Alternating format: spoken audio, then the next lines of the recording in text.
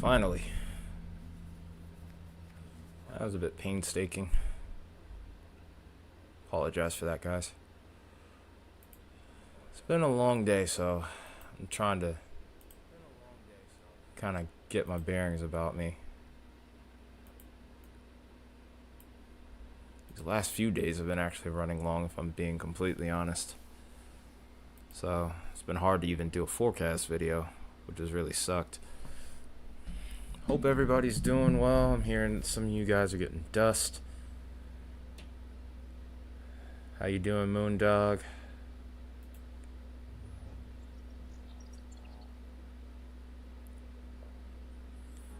Get some music going, of course. Hate being behind. We do have an observed tornado warning, by the way. This is located over Carlock. This was 12 minutes ago. This is over El Paso now, and we'll be over in Gridley within the next 5 minutes. Also have to be watchful of Panola, Kappa, and Weston here. It's a confirmed tornado, by the way, and it will be heading towards I-39 between mile markers 528, I-55 between mile markers 182 and 186, I-74 between mile markers 113 and 132. Again, a confirmed tornado on the ground.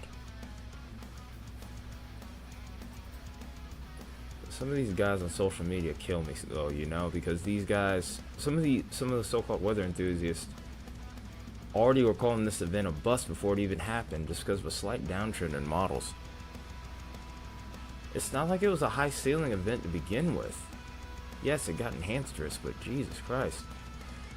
At least give the event a chance to do something before you call it a bust or whatever, really.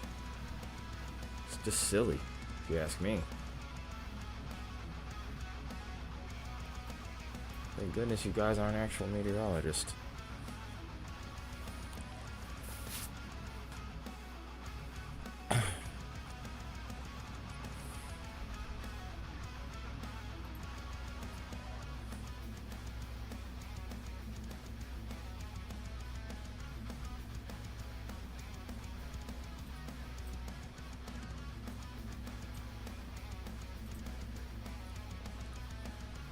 So the plan for today, by the way, what we're gonna do is, of course, we're gonna be covering the weather here, and of course looking at a little bit of the blizzard conditions we have over towards Iowa, parts of Nebraska as well. And then after that, we'll be talking about the weather ahead here, because there's gonna be some pretty noticeable changes after this particular storm system comes through. Then we also have the Sunday risk, which we need to address as well. So it's gonna be a decently This is going to be a decent length stream, nothing too crazy. I don't expect this threat to carry on forever. I do think that this is going to be a pretty short end event here. Once we get over towards Indian areas off to the west, I do think the tornado threat's going to drop off. Going to kind of transition towards a little bit more of a hail damaging wind threat. Of course, all on the meanwhile, and you can see the camera shaking here. Do have an ongoing blizzard here. We're actually just outside of the blizzard warning over here where we are looking at this camera. This is in Norfolk, Nebraska. And we're trying to get some cameras over here towards parts of central and east central parts of Iowa here. It's getting towards rural territory, so it's a little bit more challenging to get anything here. And especially over here towards southern parts of Minnesota. Unless you're over towards the Twin Cities, these areas are pretty rural, and same thing with Des Moines.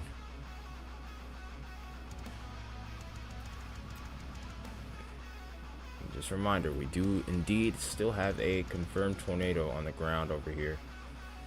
This is just to the north of Bloomington here in Illinois. Eventually these storms will be heading towards the Chicago area in just a little bit.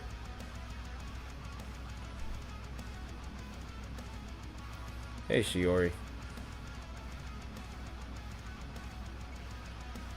Thanks for tuning in. Even though we're a little late, we're definitely further off schedule than what we would like to be, that's for sure.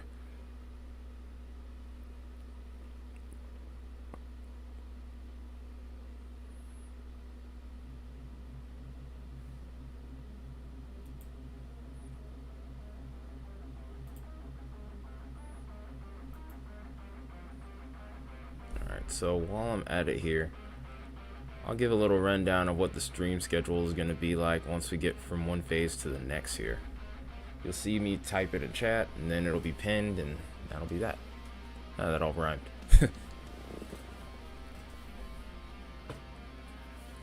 True. I always like to catch these events from start to finish, though. That's my thing. But obviously, had to work. Still, I haven't even really gotten a chance to take a shower from work. I'm not too dirty though, thankfully, so it's not all that bad. Nor was I really that sweaty. We got done before peak heat, for peak daytime heating.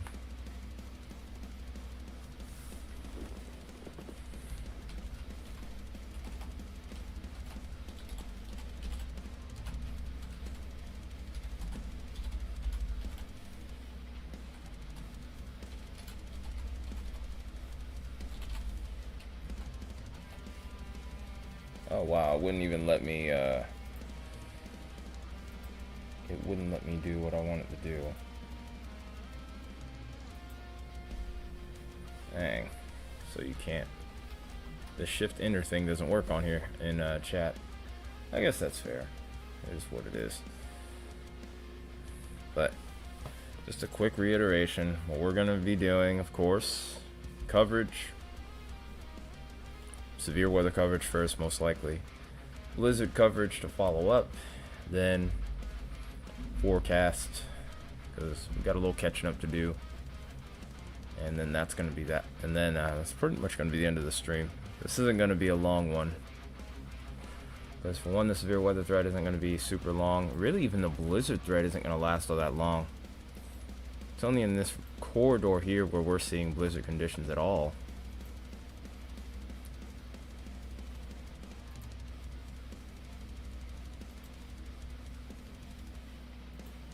Yeah, this is where our heavy snow is right now.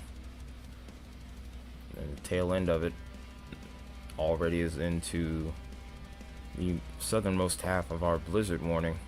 It's going to be moving pretty quick, so like I said, just not really looking like a long-term event in either end of the spectrum here, in either winter weather or severe weather.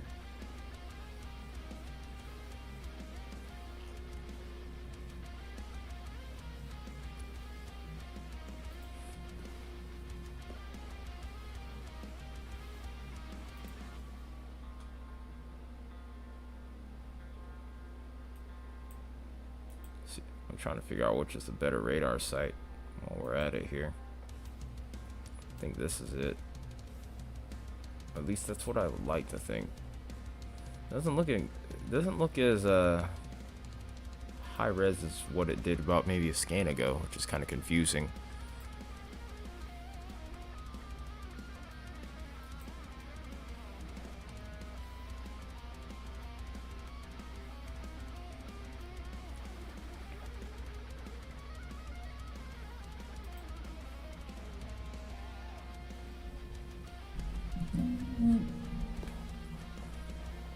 Also has 70-mile-per-hour wind gusts to go with this as well.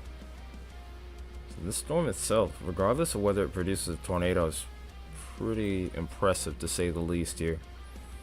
We're gonna eventually see this transition into a linear event. You can already kind of see it when we go back to reflectivity, by the way. This is the most discrete action that we have so far, and this has produced a family of tornadoes, by the way, too. Okay, I think we got the right radar site now. That looks a heck of a lot better. The Chicago radar was looking good for a second, though, too, so I was just wondering what happened there. But in any case, here's our rotation. Here's our inflow notch here. So we have this little, I would almost go as far as to say an embedded supercell. Very messy looking on radar, but still prominent enough to cause a tornado, clearly. But as you can see, we're starting to get more severe thunderstorm warnings here. And most of these are not tornado possible tags either. But we're also getting the concern for increased wind gusts here up to about 70 plus miles per hour. If we get an 80 mile per hour tag, we will sound the siren, of course.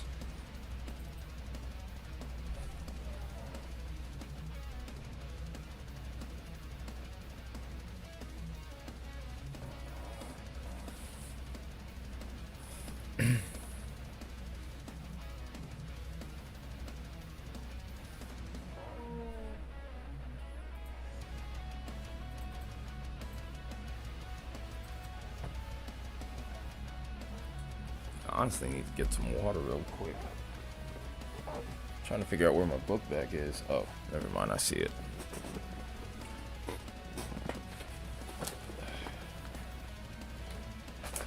Figure out what's next for these areas.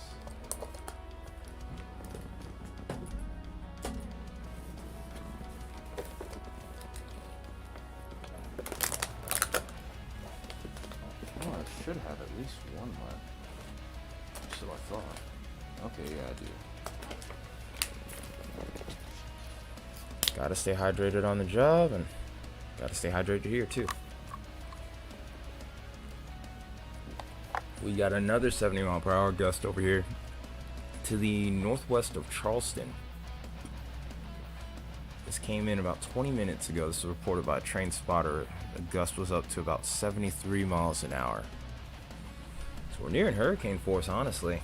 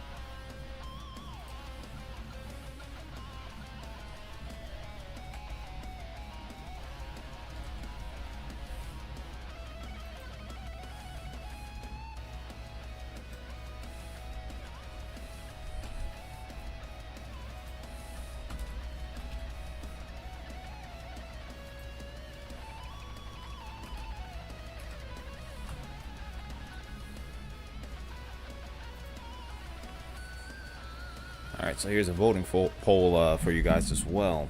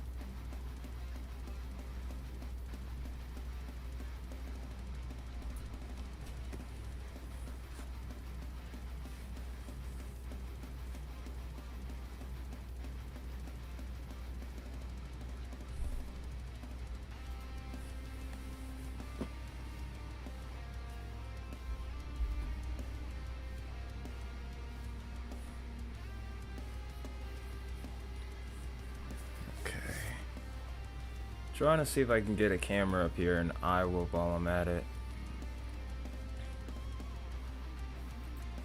So far it looks like everything is away from the winter weather.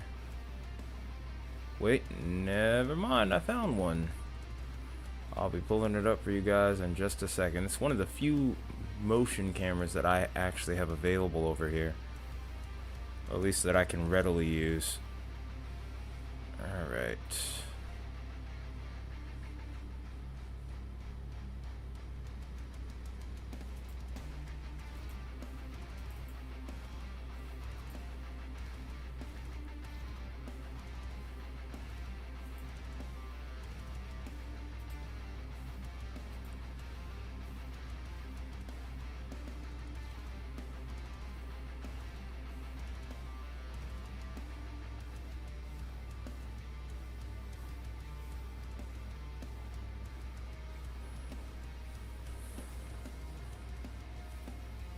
Oh, let me adjust that.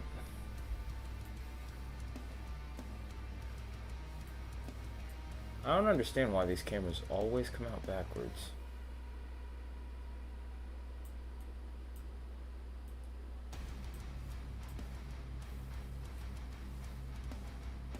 There we go.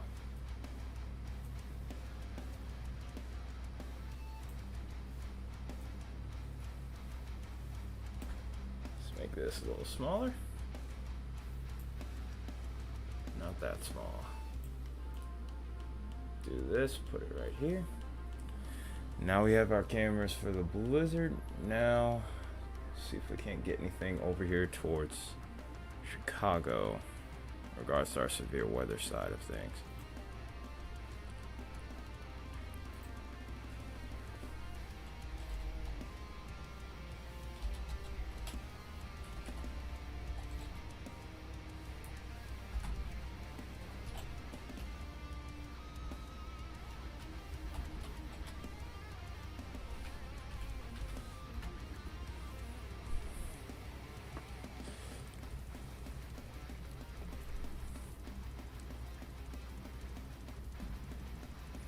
Oh, so we're split on something here on the vote, huh? I'll be happy to check that out in just a second.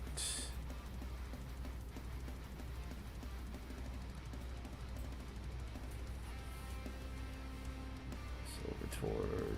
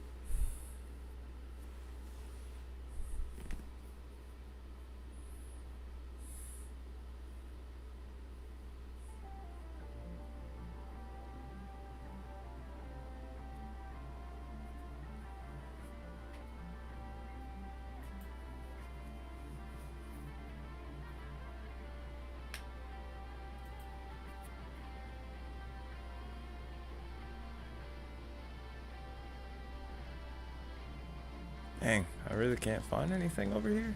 That's crazy.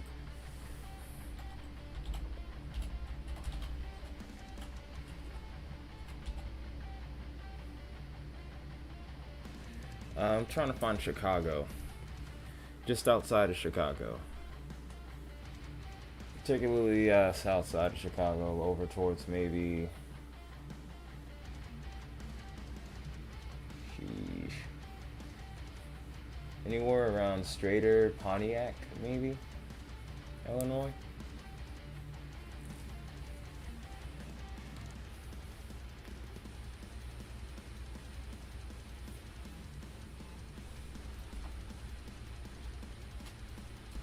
Appreciate the help.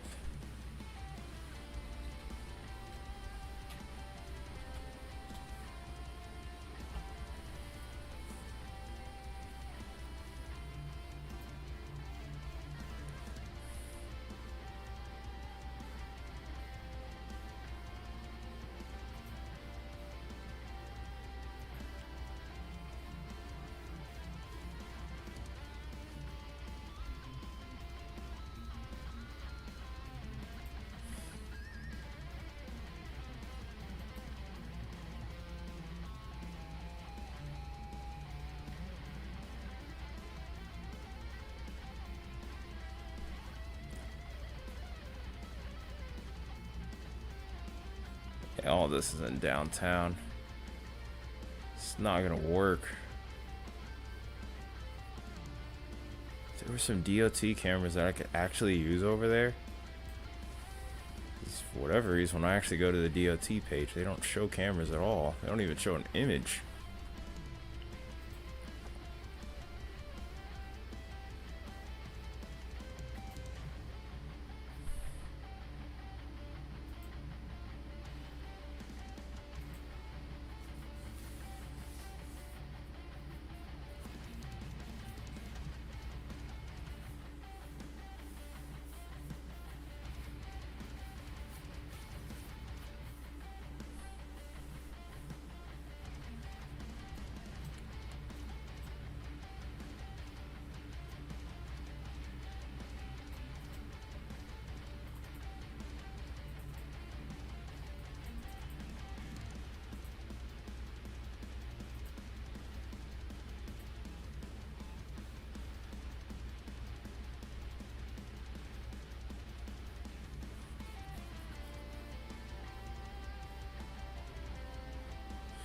Yeah, I've been noticing.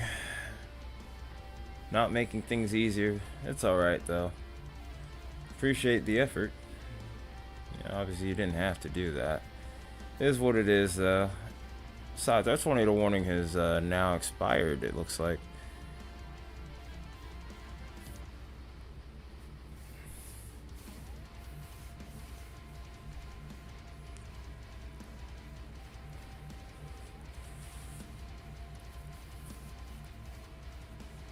I mean, at least we have cameras of the blizzard.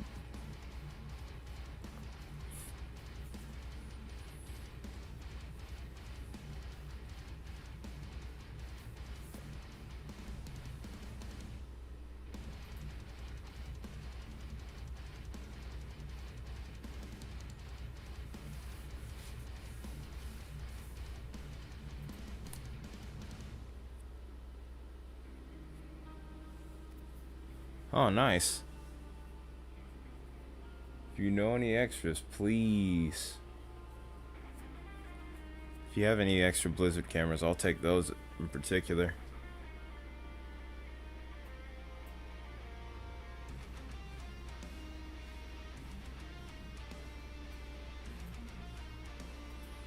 Should have a better view from Chicago now. No? I think Lincoln still has a better radar. Yep. It's only for the next few minutes though.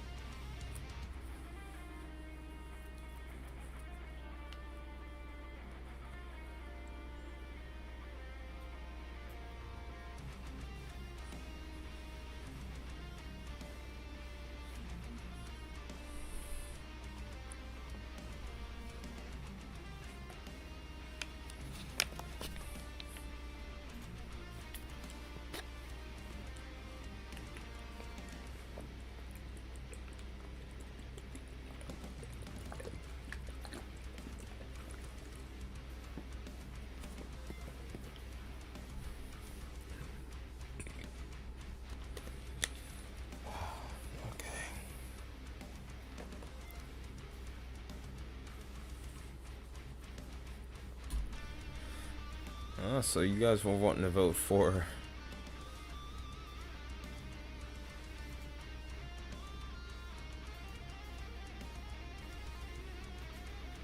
So you guys have been. You guys are kind of voting for some destruction here. Y'all want 80 plus. Crazy, y'all.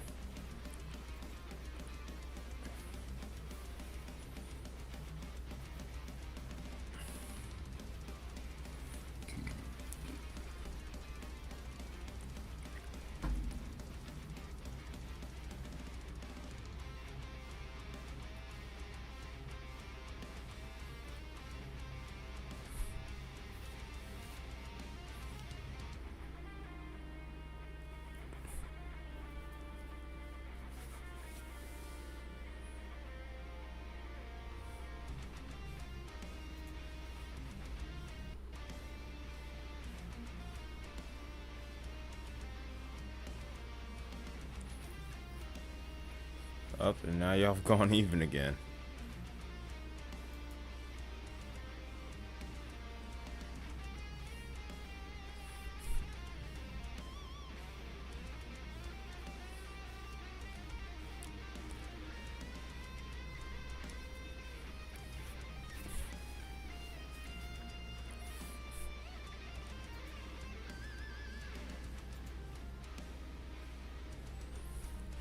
Appreciate you guys also, by the way, for tuning in.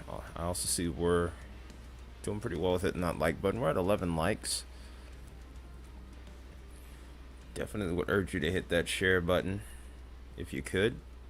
Also hit that subscribe button if you're new around here, if you haven't subscribed yet. Every little bit helps.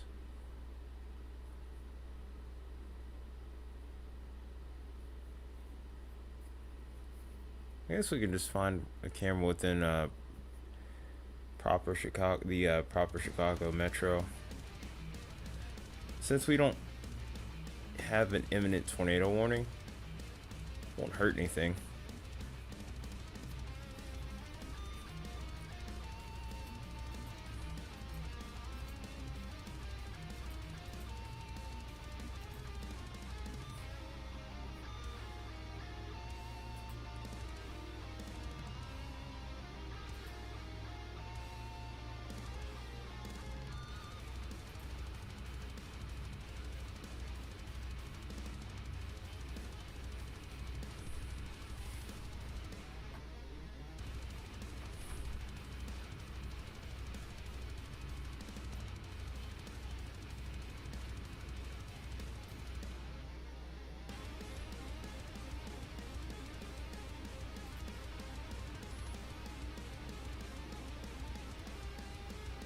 Still have to be watchful of this section of the storm here over towards Pontiac. It isn't immediately rotating, but it could do it again before all is said and done. Like I said, I do think the window is pretty narrow for this event. I wouldn't be surprised if we still were to get another 1 or 2 tornado warnings, or maybe even a couple of touchdowns. But I expect those to be kind of few and far in between. We got a good bit of activity over here. Quick touchdowns, most likely from the looks of it, from storm chasers. Or caught by storm chasers, I should say.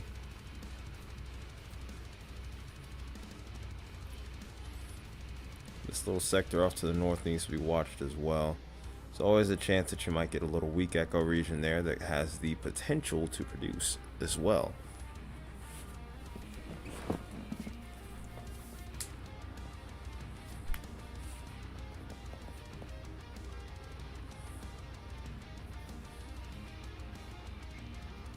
Yeah, this is soon going to be heading into the Chicago metro.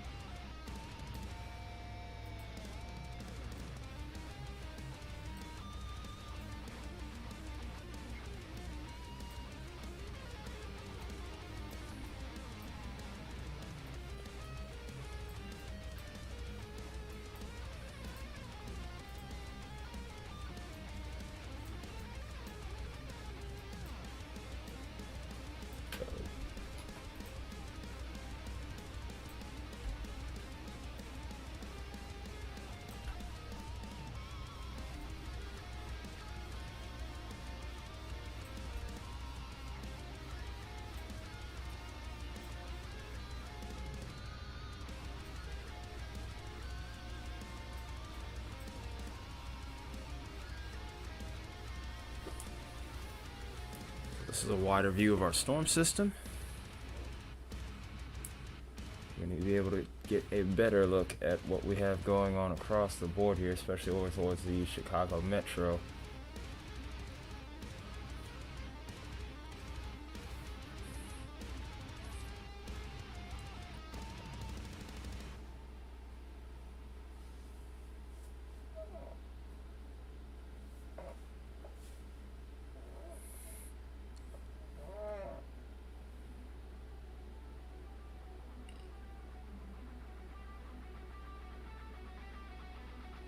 There's one in here somewhere. Well, I'm not going anywhere, but I'm...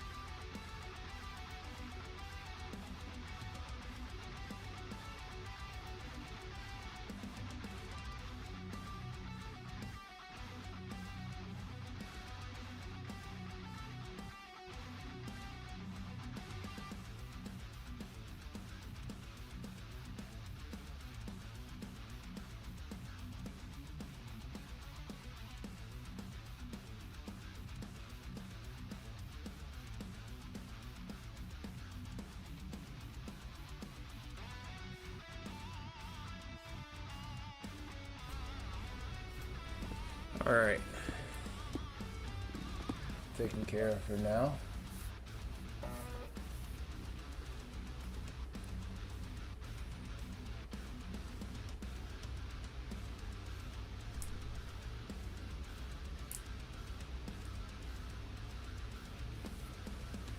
Real quiet in here. Turn up my volume.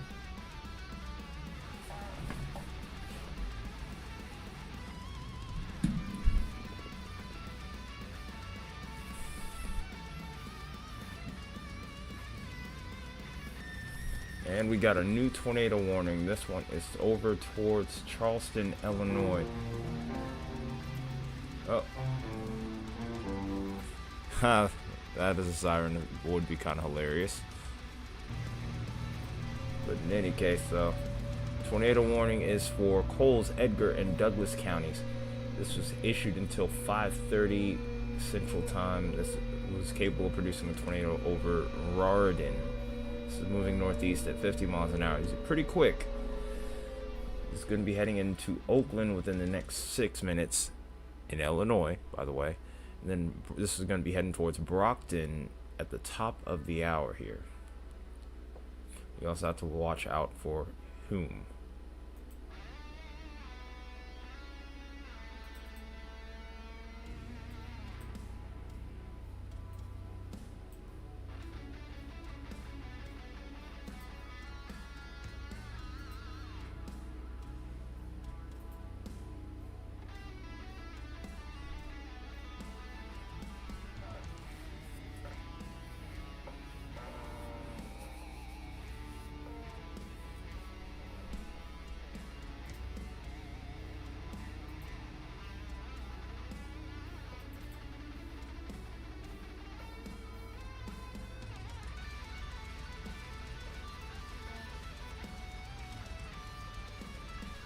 Where I can get a better radar set here. I think Lincoln's still the best.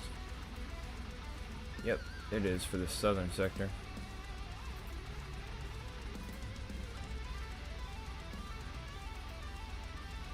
You can kind of see it here. We're looking a little bit higher up in the atmosphere because we're getting a little bit further away from the radar site. But this is about the best we can do as far as radar coverage is concerned. But right up in here is where our tornado is likely to be.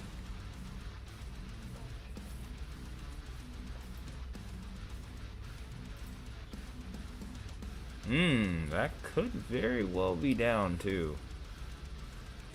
It's a little signature that matches the velocity kind of well.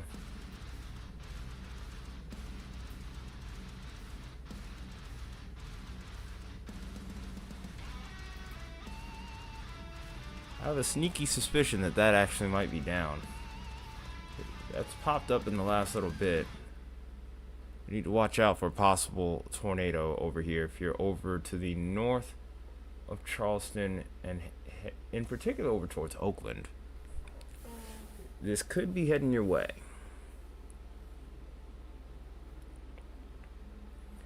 Definitely would urge anyone in the path to take shelter. I think I'm going to call this one down.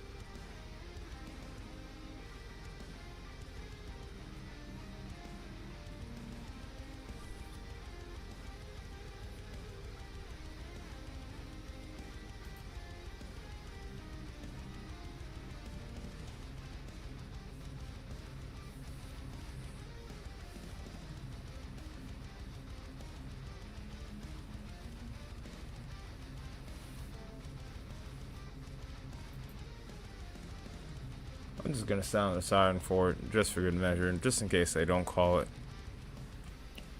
I do think this is down for sure, or at least it was for scan or two. This is gonna be heading towards Oakland, Illinois, by the way. And right after Oakland, we have Brockton, and then Hume, and then maybe even Metcalf in the path of this storm here. So moving at about 50 miles an hour, by the way. This looks like a pretty clear signature of a tornado, doing some kind of damage here. It's questionable as to whether or not this will stay on the ground for much longer, but if it does, Oakland, Brockton, Hume, and Metcalf, you need to be on the lookout here. Anywhere between 1700th Road and 150th Street, or northern 150th Street, it's going to be heading your way next. Then over from 17th over to 1900 and what is that 300th Street maybe? Yeah, 300th Street. You need to be on the lookout as well. And then from 1700 and 2200 East 2200, you need to be on the lookout as well. This looks very much like a tornado on the ground from the looks of it here.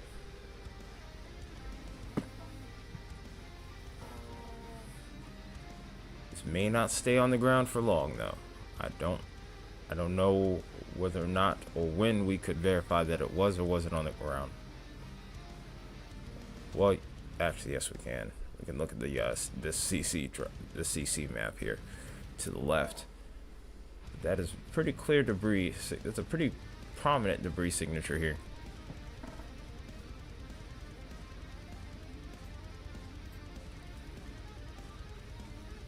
There's our signature right there. It's about to head to Oakland right now.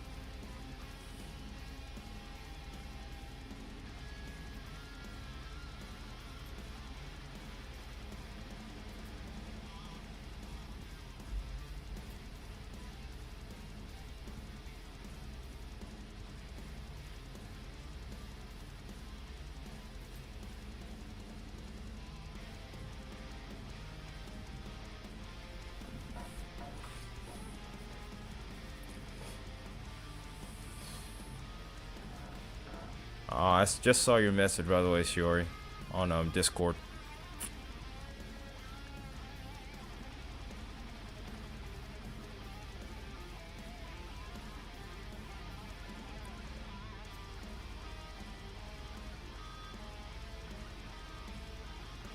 As of right now, we still have a debris signature as it's heading into Oakland.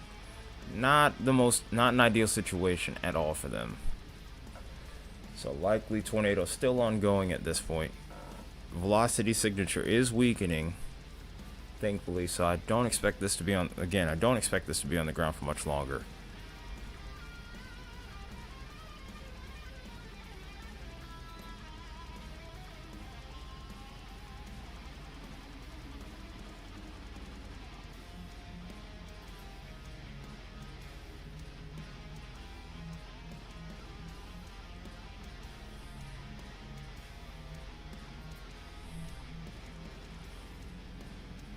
I'm already what?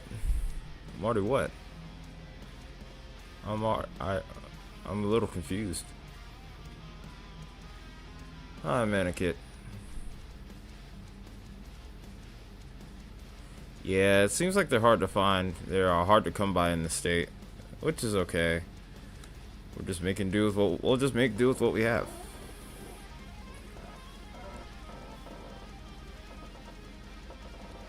Oh. Oh yeah, this one's on the ground. Okay, they did finally upgrade the warning. Yeah, I sounded the siren and everything already by now. Yeah, oh yeah, it is on the ground. It looks like it's starting to weaken though, that's the good news.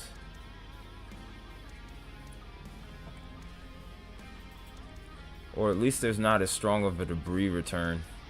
A couple scans ago it was really prominent. What I'm hoping is happening is that debris is smearing outward. Yeah, this is a very heavily populated area too. And this will be eventually heading into Indiana. And I know for a fact that Lafayette is has an extremely dense population census. So we're hoping that this lifts really soon, because that could make for a disaster situation.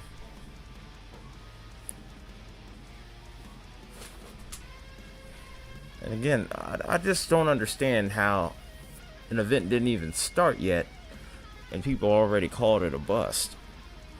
I wouldn't call this a bust.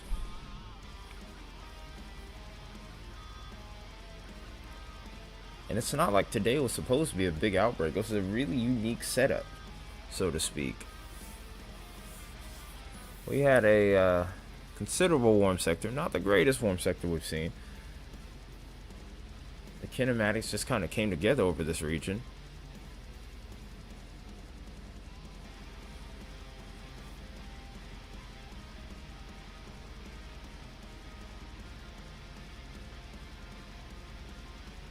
Yeah, this is hitting Oakland right now. Oh no. Oh wow. There must be a lot of debris right now, because that CC has gotten stronger and a little bit wider too. So that leads me to think that that thing is still on the ground. Like I said, the velocity signature is not all that strong, which is good news. So I don't think this is a violent tornado, but it is a destructive one nonetheless. They're probably going to have to extend this polygon further off towards the east. So at this point, we're going towards Brockton. We're going to be watching in particular over towards East 1700th Street and all the way up towards 2200th Road to the east as well. Some other areas in between would be North 1000th Street and East 1900th Road as well, before it gets into Humes. So heavily populated region over here, unfortunately, in the path of this ongoing tornado here at this point. Then after that, we have to be on watch for Slidell, Adonia, Indianola, Ridge Farm, Crispin, and Metcalf. Then eventually the state line is ahead here. Then we've got to watch out for Perrysville, Eugene, Dana, and Newport. You are not in a warning just yet, but this will be heading your way.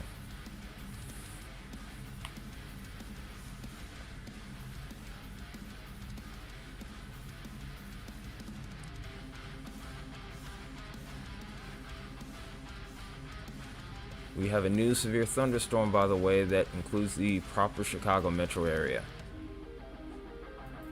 There's not a tornado possible tag with that.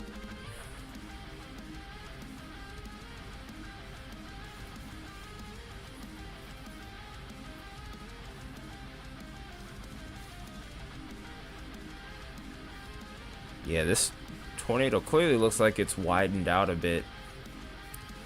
The rotation looks like it's kind of cycling a little bit, like it's broadening out. It could be a little handoff to a new mezzo beginning to occur here.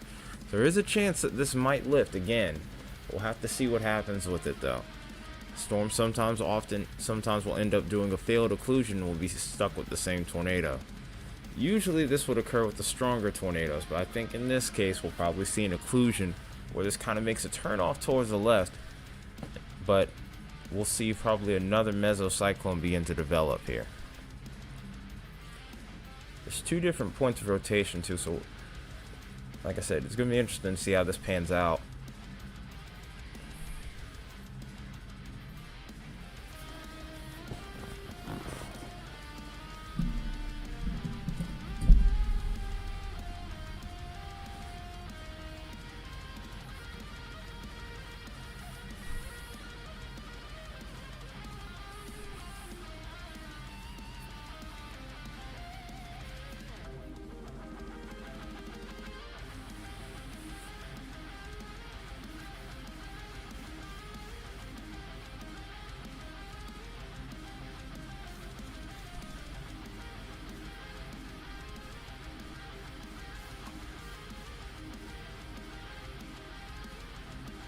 Oh, we got a new tornado warning. It's just outside of Joliet now. That happened fast.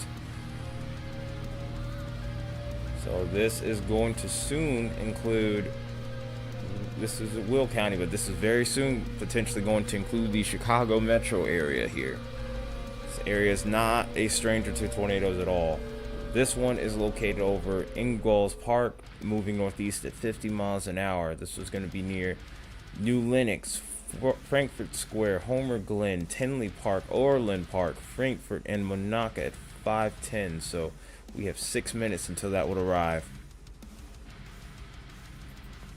Like I said before, if this continues on its current track, that could hit the south side of Chicago proper as a whole here.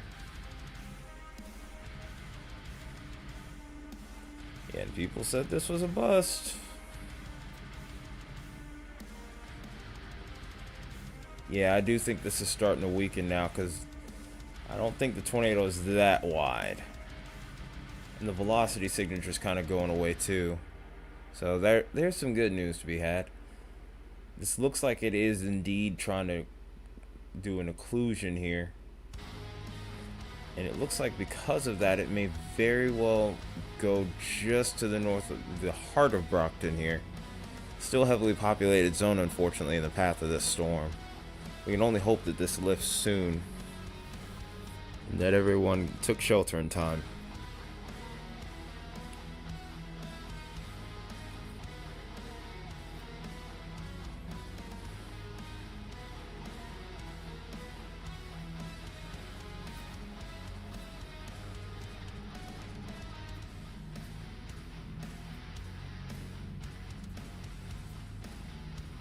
We're currently sitting at 2 tornado warnings right now.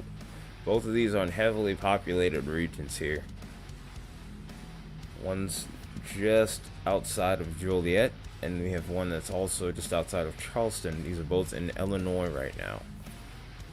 One of these will be getting very close to crossing over the border here into Indiana shortly. And we may even have to look out for Lafayette in a little bit here.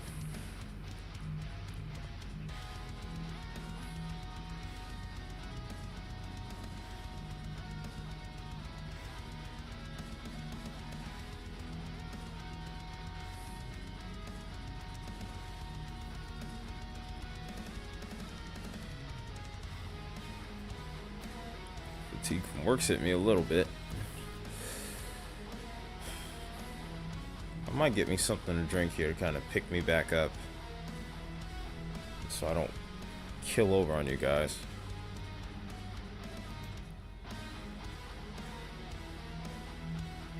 What happened to my Chicago camera?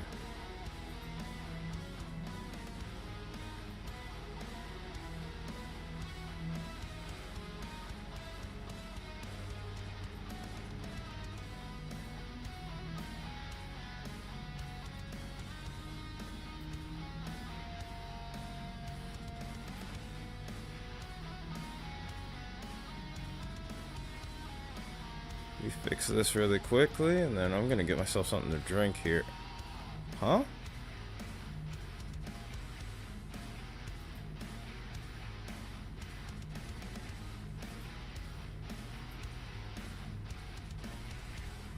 By the way, that's the this is the playlist I'm listening to here. That's what the thumbnail is to that.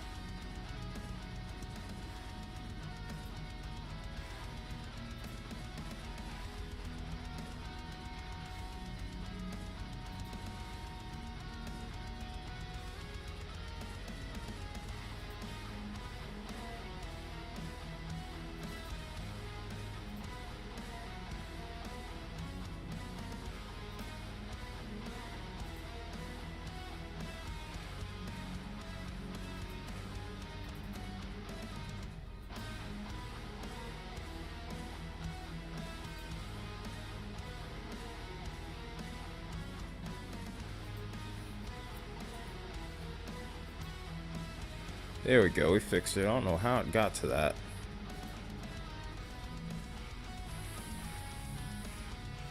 Now we lost the other camera. What's going on here? Okay, that's an easy fix. I can get that back. There we go. I think we're back in order now.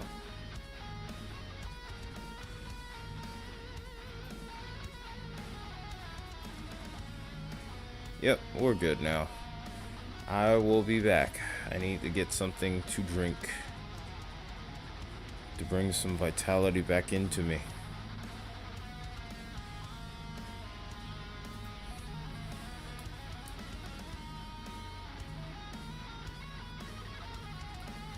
Yeah, I think that tornado has finally lifted over here.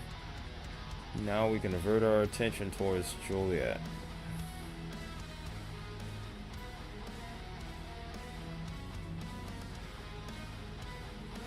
Hold up.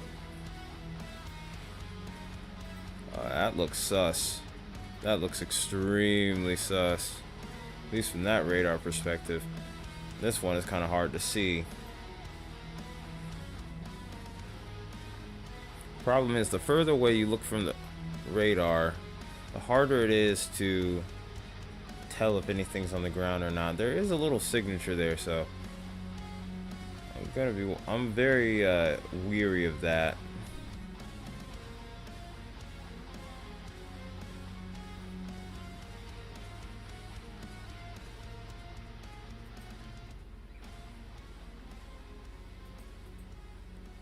This could very well be on the ground. So it's kind of hard to see it right now.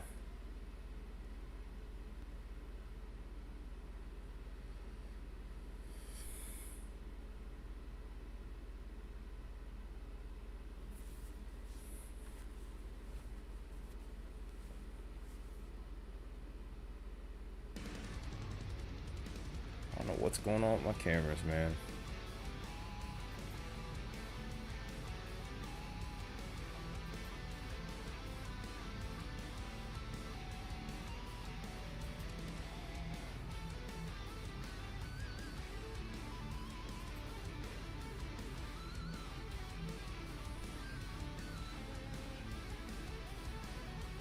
Yeah, Chicago's having a rough one today. No lie. I mean, it was never really out of the cards, but it wasn't anything that we were expecting, that's for sure. I definitely didn't have this on my bingo book. I'll say that much. Yeah, the cameras today are a real struggle, though, I can't lie. Alright, I'm gonna go ahead and get myself something to drink. I will be right back.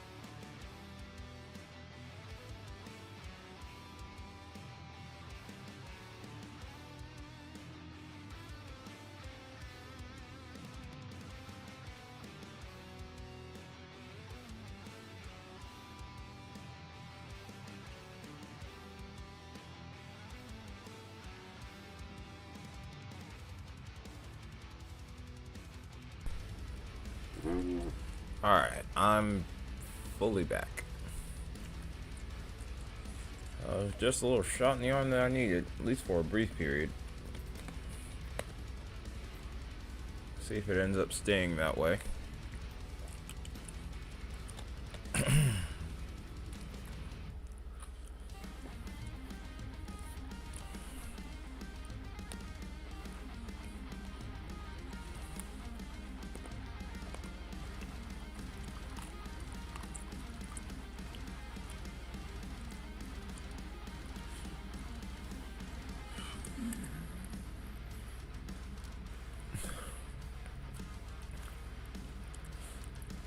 I wonder just which exact direction that this camera to the south is facing over towards Chicago. Or this camera in Chicago is facing, hopefully towards the south so we can get a look.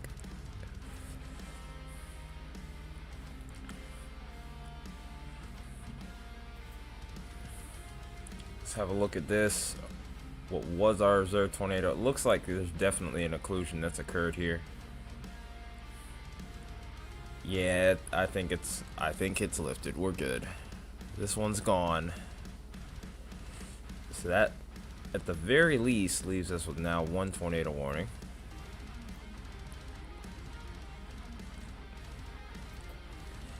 We're very close to the radar, so we're going to get a pretty good view of what's going on here.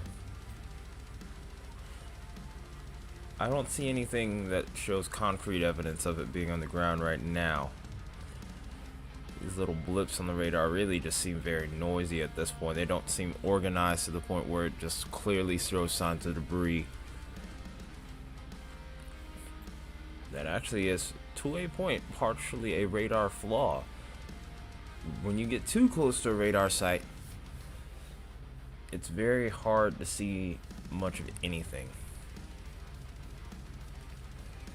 Because the radar beam has an arc of its own due to the curvature of the Earth. So once you get too close to it, radar beam is not able to angle itself high enough to get a good look at what's going on the ground. It only goes up, it doesn't go straight.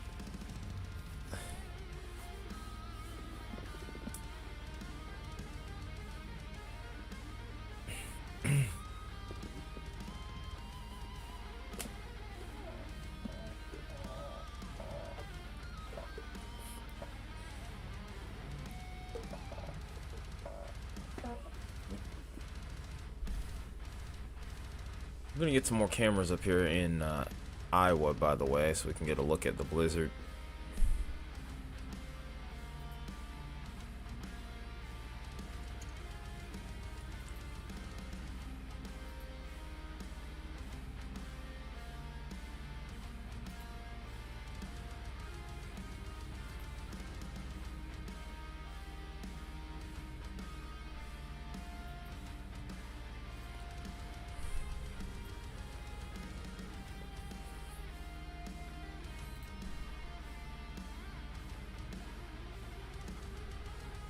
Here we go.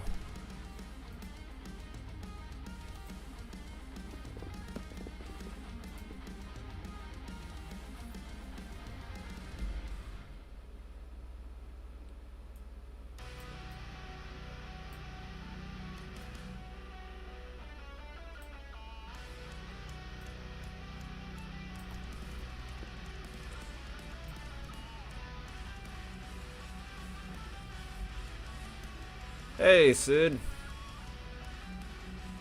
Good to see you on here, man.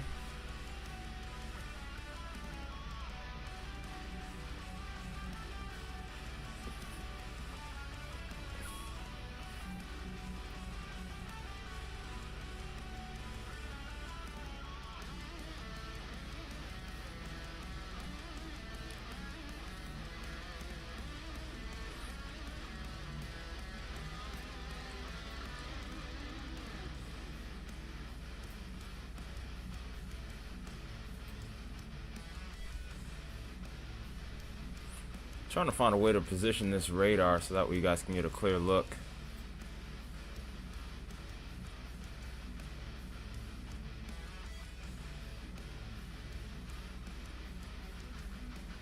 Oh, nice.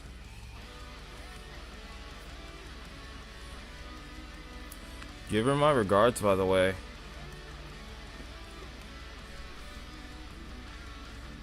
Oh, we're starting to get an increase in these wind gusts now, or wind gust reports, I should say. Oh wow, 67. It's about 15 minutes ago outside of Batavia.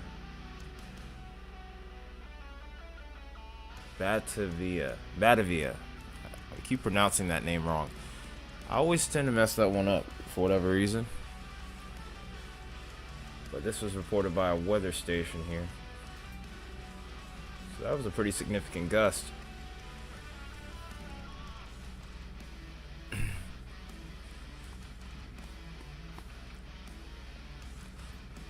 I'll see what I can do with that one. Yeah, if it shows Joliet, just outside of Joliet, that's really good.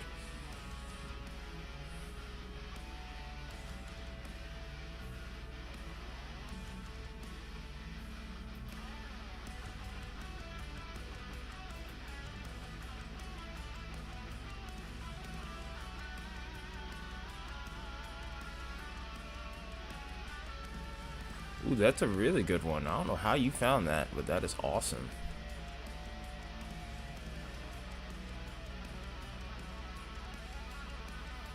Yes, very rough weather indeed.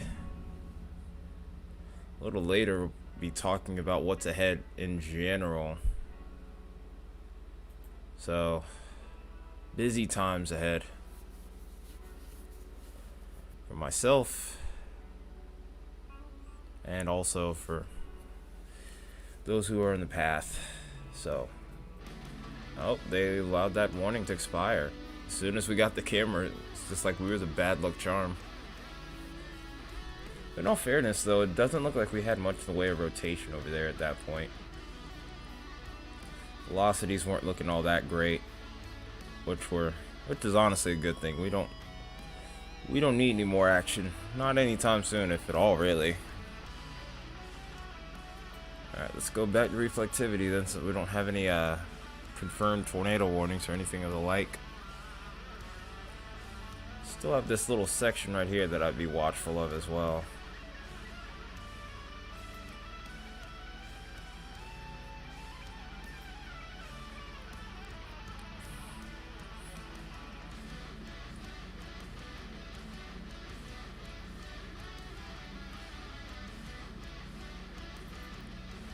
And now we're starting to freeze on velocity here. We're stuck at the 609 scan. Uh-oh.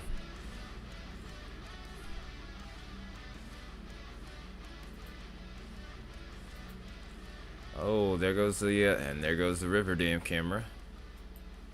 Come on, don't do that.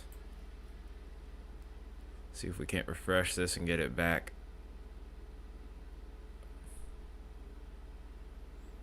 Yep, it looks like we lost that camera at the very least.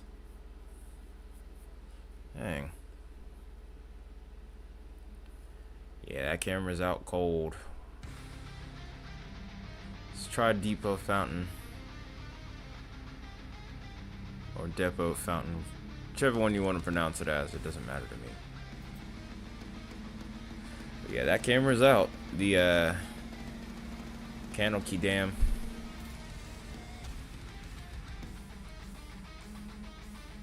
I mean, regardless of whether or not it produces a tornado or not, this still has 60+ mile per hour winds associated with it. These are confirmed reports too, so it's not like this is just hearsay, so to speak.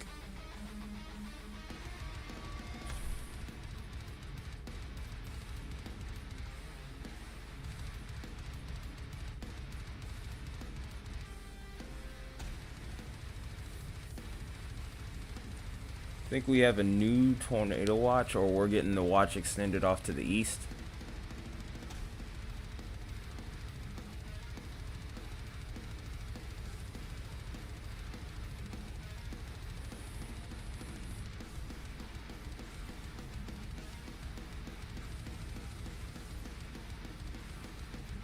We also have a new tornado watch further off towards the south. This is even including Louisville here.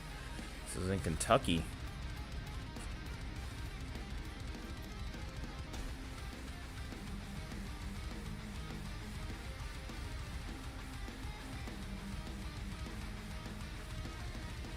Depending on how things go with these warnings, we'll get a look at the model data just for tonight, and then we'll kind of go on from that point.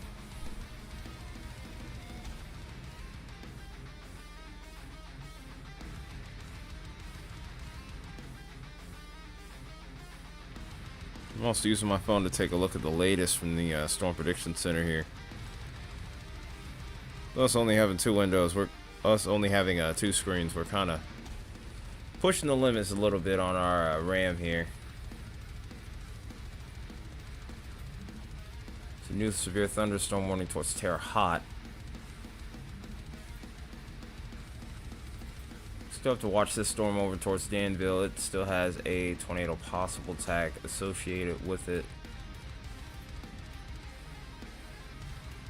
Then also Robinson and Newton, these two warnings also have a tornado possible tag and 70 miles per hour winds associated as well.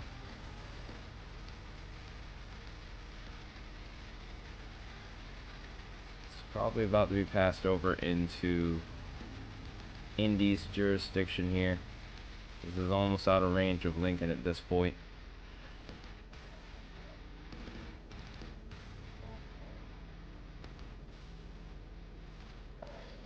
In fact, come to think of it, I think it might already be in Indy's jurisdiction.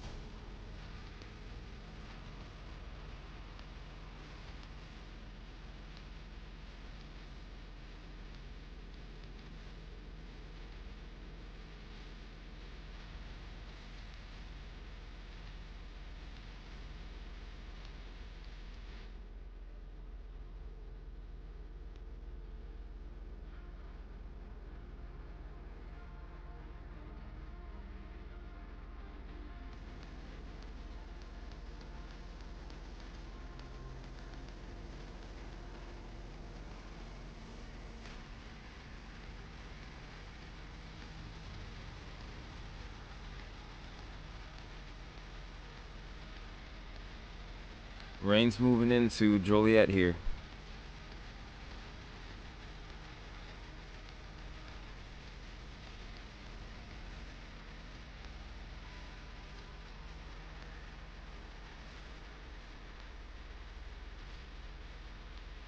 This line is racing off to the north and east here at 50 plus miles an hour at time, depending on the section of the line here. So as a result, this is going to be moving through pretty quickly. Like I said, I don't expect this to be a long stream with the progression of this whole entire storm system. Because on the left here, we have our cameras for severe weather. And then off to the right here, this is where we have our cameras with winter weather.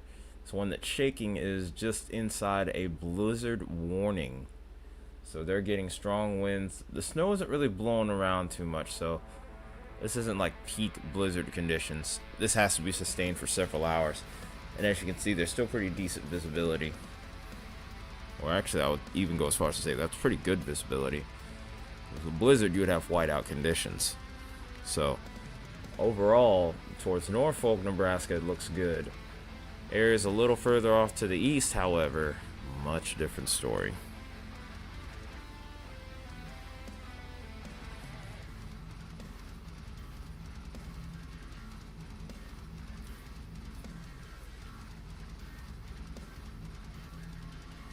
And just like that, a new tornado warning. This is right on the state line between Illinois and Indiana over here.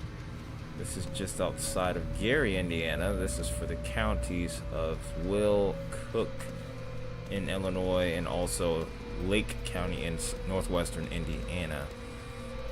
This is located amongst a line of thunderstorms extending from Homewood to Steger to Beecher. This is moving northeast at 55 miles an hour. This forward speed's picking up actually a little bit. But Dyer Highlands, Sauk Village, Riverdale, Ford Heights, Crate, East Chicago, Griffith, St. John, and Lansing. This is going to be on top of you in the next 5 minutes. Gary will have this storm on them in the next 10.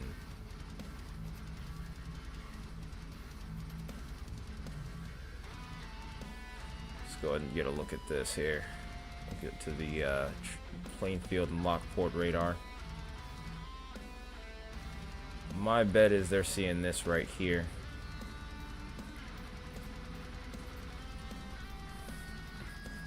Yep, there's our. It's pretty clear where our rotation is there at this point. It's a nice little bounded weak echo region here towards Homewood. Yeah, you can see it. It's not the tightest gate to gate, but even so, this is still enough to at least prompt a warning, because if this uptrends any further, that could produce.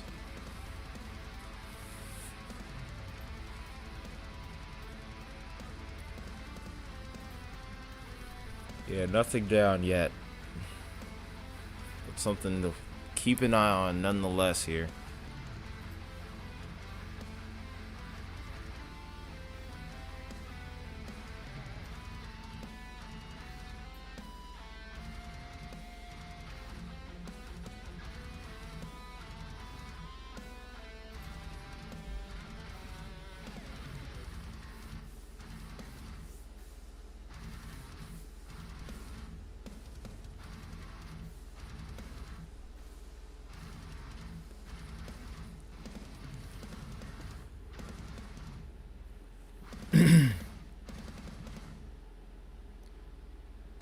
As per the SEC, or SPC, excuse me, a little drowsy still.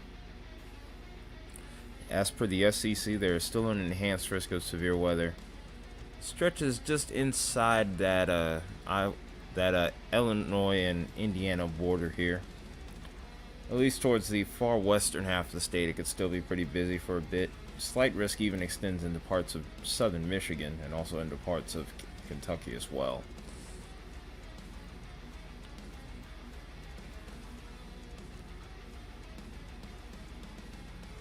The area where we have strong tornado potential, we're almost out of there. So once this line of storms clears there, tornado threat is progressively going to start to drop.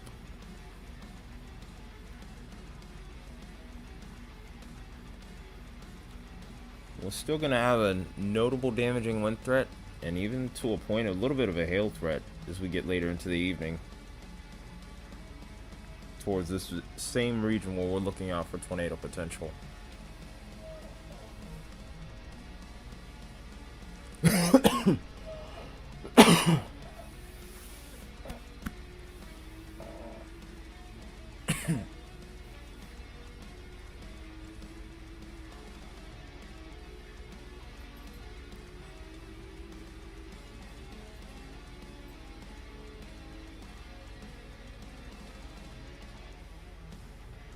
We also got a hail report that I'm just now seeing that was just south of Bolingbrook, or Bolingbrook.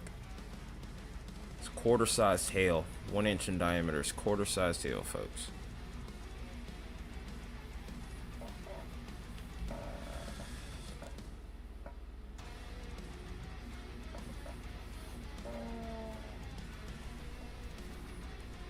No, sir, Manukit.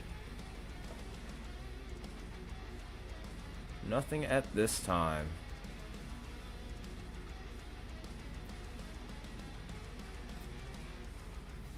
In fact, I wouldn't even say there's any sort of TVS.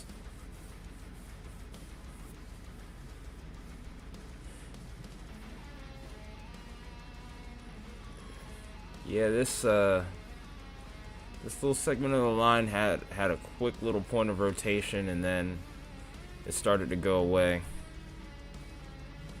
So it looks like we're in good shape for now. Jury's still out on that, but at the very least, for the moment, I wouldn't say that there's anything imminently down. I think with us being so close to the radar, it looks like we have a good bit of noise.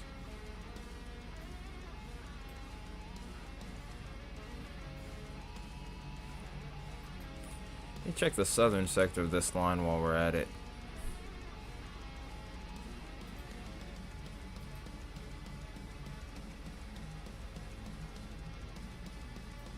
All of these storms off to the south right now are currently below severe limits, but we'll have to watch these a little further down the line.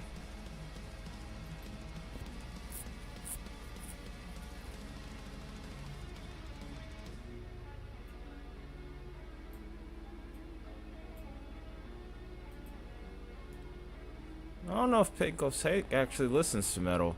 He seems like the type that would, but I'm not entirely sure.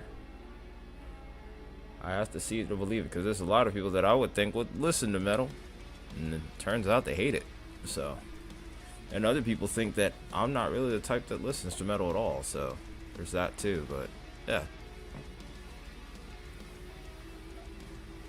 a lot of people are very surprised that I listen to metal, let alone play it.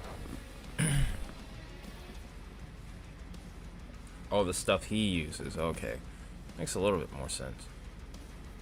But yeah, I mean, I wouldn't rule him out being a metalhead either. I'd love the opportunity to ask him someday. Rain's moving in. Rain is about to move into the downtown Chicago area. But look at how the rain's already just about stopped over here towards Joliet now. They still have this big old rain shield back here, but the worst of the storm threat is pretty much over now already for them. Chicago's gonna get their little dose.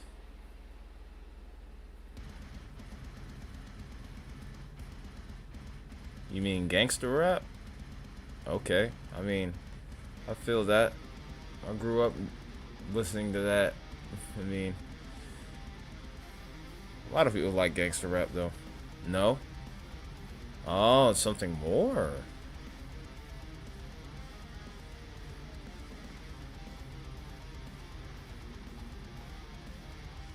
What, like Insane Clown Posse or something? That's what everyone says is like crazy type of rap. It's Insane Clown Posse.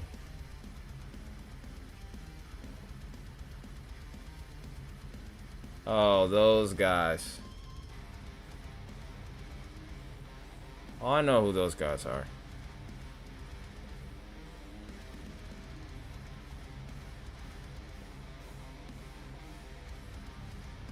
I mean, if that's what you're into, cool, man. I'm not judging. Don't even have a right to judge, considering the fact that people feel the way they do about metal, so I definitely shouldn't judge. But even then, I like music for the art, firstly. So, yeah. Sun's actually starting to pop out over towards Joliet. That's crazy. And then they're gonna get smacked with another round of heavy rain. Yeah, I don't know what genre I would call those guys either. I mean, and again, there's bands that I listen to from the metal side that are kind of like that also. So there's that as well. Me personally, I lean towards the subgenre known as melodic death metal. That's my favorite. Got another tornado warning. This is over towards Hopkins Park. This is in effect for the counties of okay, I guess we're not getting that. Kankakee, Iroquois, Newton, and Lake counties. These are in both Indiana and Illinois. This will be in effect till 6:15 Central. This can produce straight line winds and tornadoes amongst the line here. This is located over Moments, moving to the east at 40 miles an hour. This will be near Lake Village within the next 11 minutes.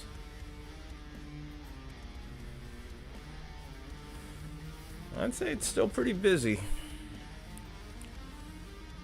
Well, Weather Twitter, you called this a bust. I think Mother Nature heard you and said, tired of you guys pretending.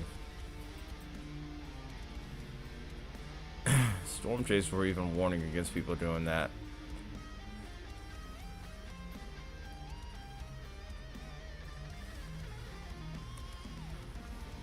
Honestly, I wouldn't have minded if they were right.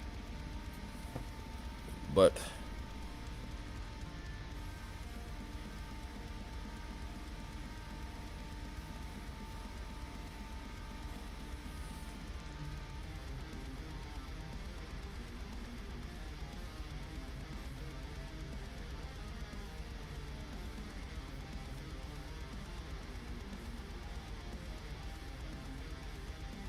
Oh, it went a little further beyond the camera before it did anything. That's fine.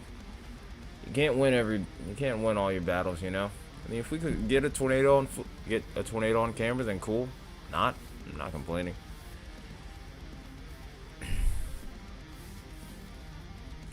It'd be no different than going out on a chase. You're not guaranteed a tornado just because you're a chaser.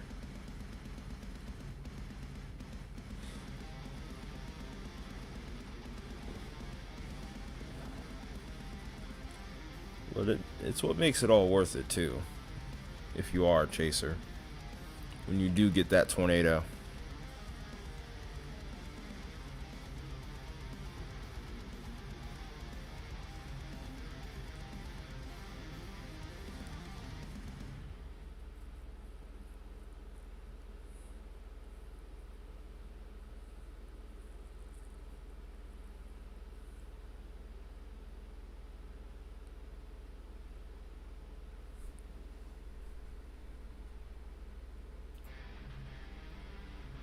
Let's have a look at that.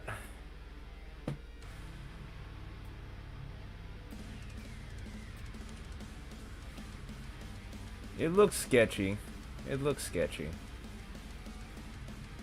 Give it another scan. Just let's wait to see what it does over this next scan, because it's a little bit noisy on the edge of this line here. You gotta remember, you gotta match it up with velocity here. Looking at CC alone without looking at a loop, that can always be a bad move. And I mean, it kind of matches with it.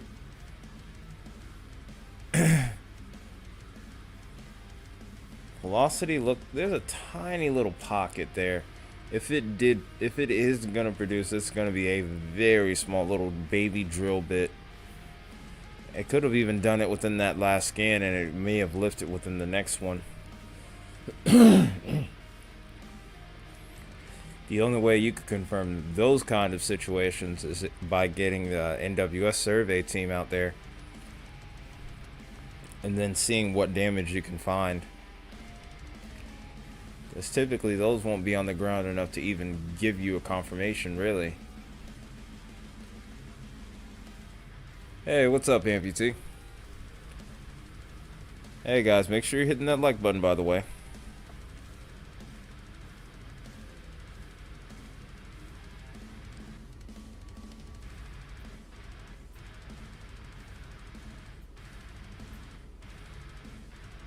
It looks like it could match. It's just really hard to tell. I also have a lot of stuff on the screen. I have polygons, I have borders, I have watches on here. It's a little bit hard to see. I mean, that could possibly be it. But I got too much stuff up on the screen right now. Let me see.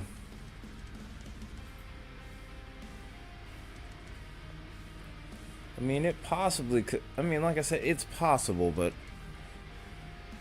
I don't know if I'm ready to go on a whim and say that that's it.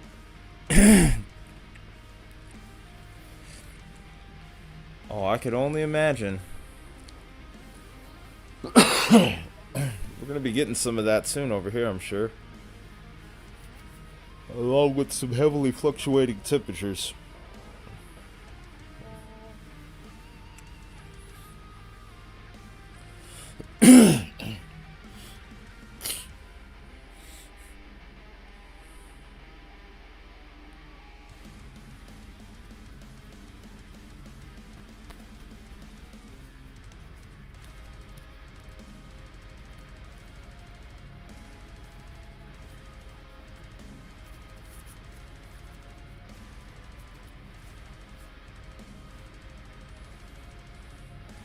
That scan looks a little bit better over here towards Lowell.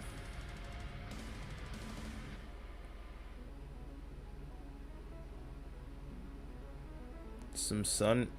Oh, some sun and beans behind this main line.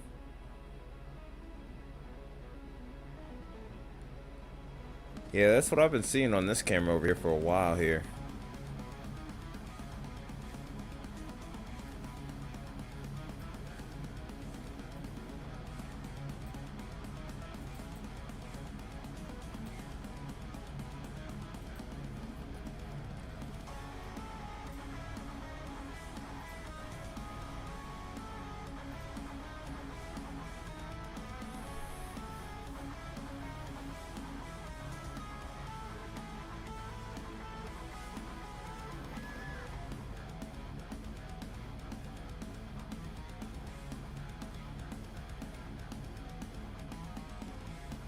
I've just noticed on that voting poll, you guys are so balanced on this.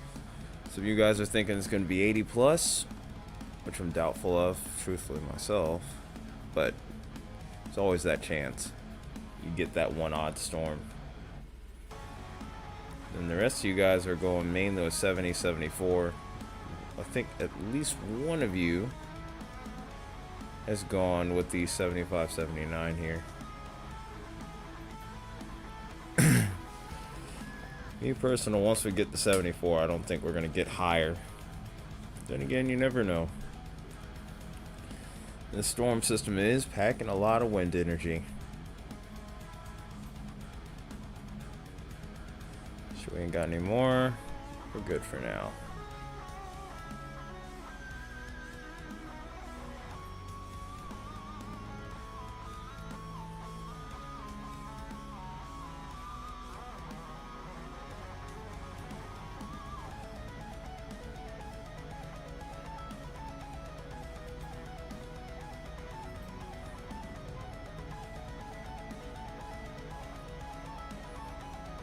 That looks like it's ramping up over towards Hawkins Park.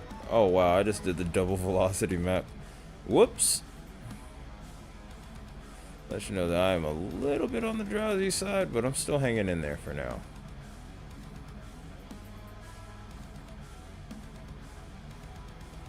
That looks sus.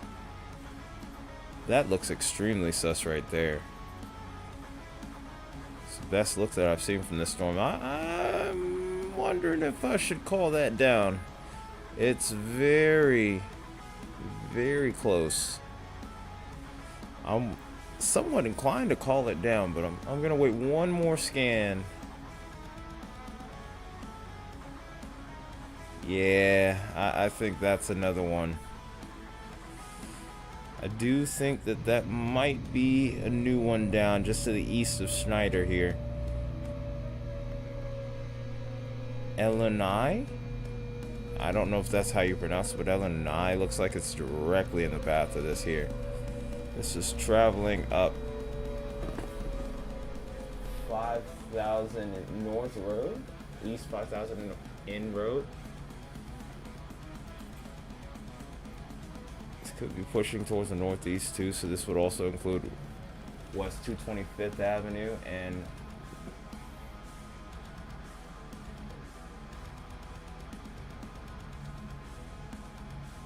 West 17,000 E Road. Yeah, this is looking like, yeah, I think this is on the ground. It's hard to say that it's not. This one doesn't look like it's on the ground, but this one to the south definitely does. Like I said, I don't expect this one to be a long-lasting storm, but that signature looked pretty tight for at least a couple of scans here. Look at that. Look at that, though. It's already starting to go away along with velocity, too. So I do have some suspicion there. Do hope that that's something that the National Weather Service and the Storm Prediction Center end up investigating down the line. That very well could have been a tornado. In fact, I would consider it moderately likely.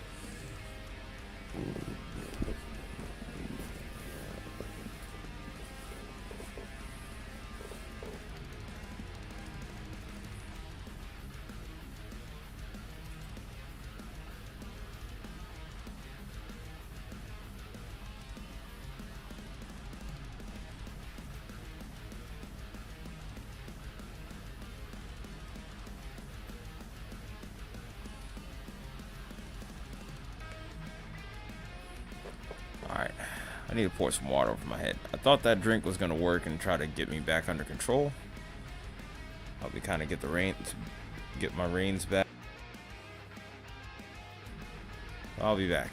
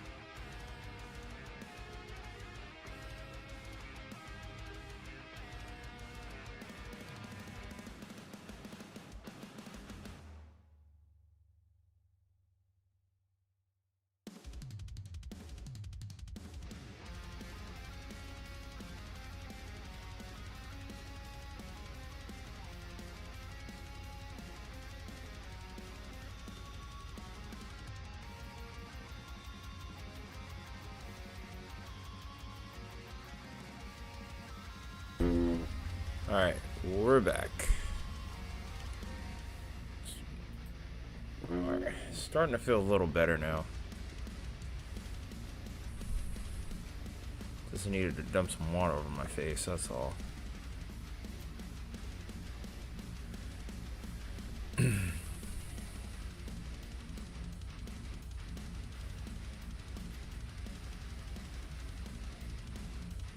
If that, yeah, they still haven't gone with it, so I'm gonna trust them and say that there wasn't anything down, at least for a moment. There still might be.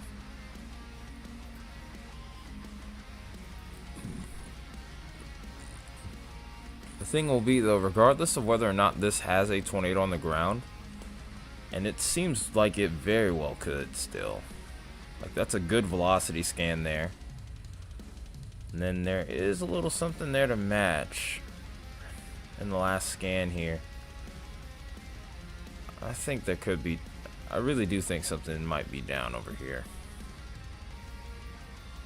And this might be just passing to the north of Snyder here. Either case, though, something being down wouldn't is definitely, it seems likely, actually, not just feasible at this point.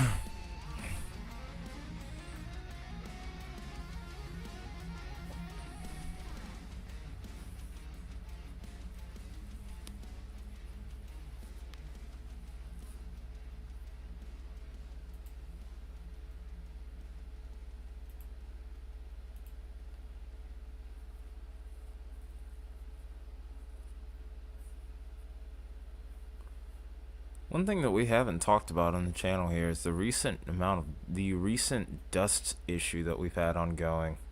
Whoa, why are we going left? Why are we going back west? We don't want to go back west.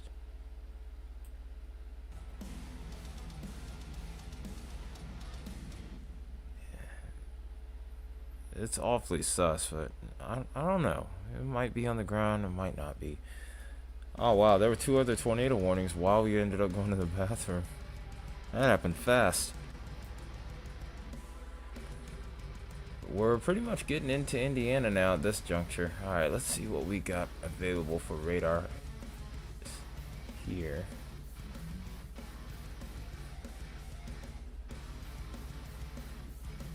This looks, for the most part, sheared out. But there are definitely 70-mile-per-hour ones in that. In fact, let's go and take a look.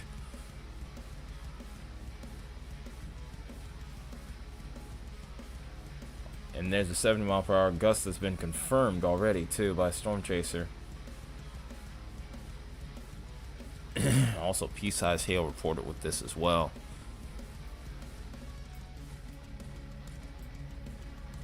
Over towards Attica, I wouldn't say actually weak rotation, but there's some rotation there. No clear-cut sign of a debris signature here. A lot of this is just noise off to the north and east of the town here. To the south of town where the signature is, I don't really see any clear focus of debris right now. Which is good news.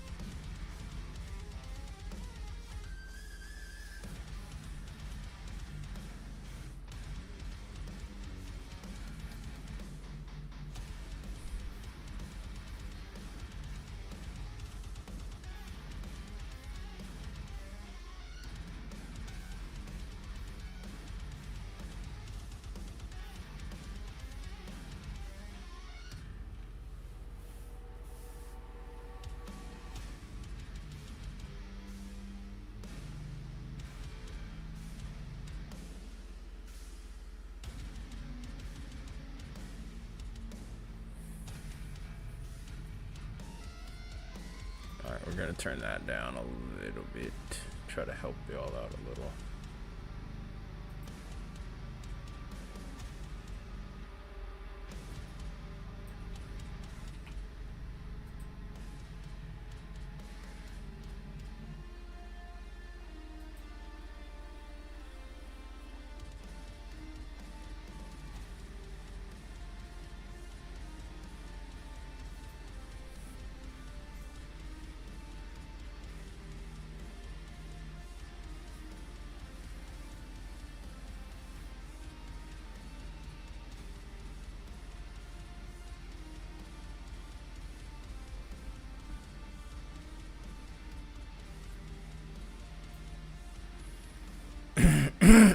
Excuse me.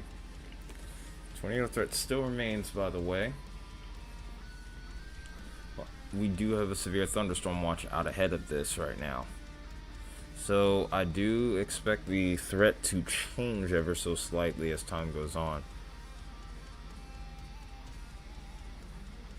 The environment that we're in now is still probably the prime environment at this point. As we go further and further off to the east here, the threat's going to start to shift more towards damaging winds, maybe a little bit hail. Especially a damaging wind threat mainly at this point. The hail threat was a little further off towards the west. I would say most of this is kind of verified at this juncture.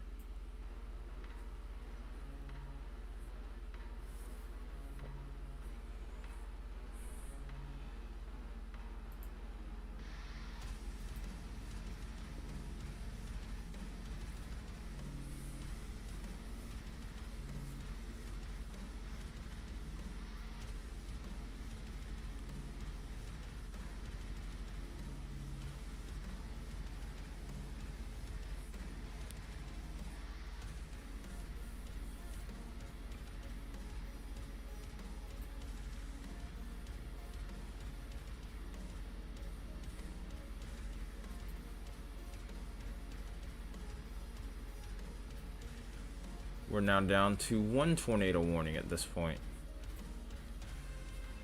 We still have a 70-mile-per-hour attack severe thunderstorm warning to go along with it. So regardless of whether or not this does or doesn't produce, this still has the potential to cause a lot of damage.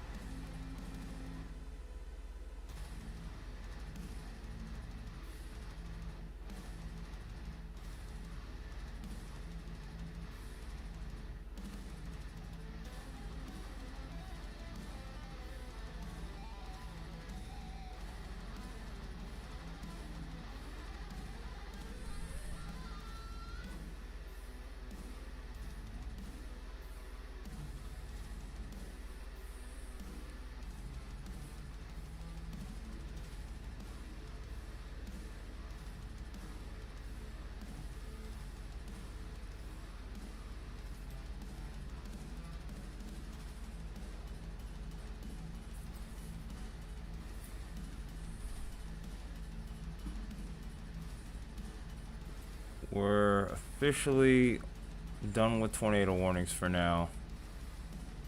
We have 0 tornado warnings at the moment. Multitude of land spouts and tornado reports earlier. But right now we're getting a little bit of a reprieve here. Do have a couple areas we'll still need to watch. But it does look like for now we have a little break.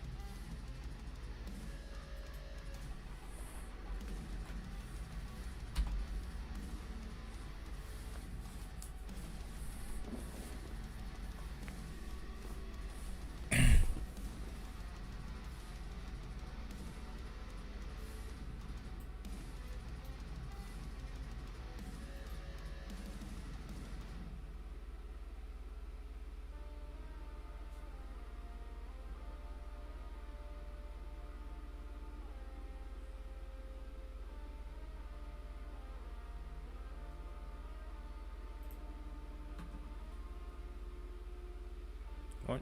Wait, what? What just happened?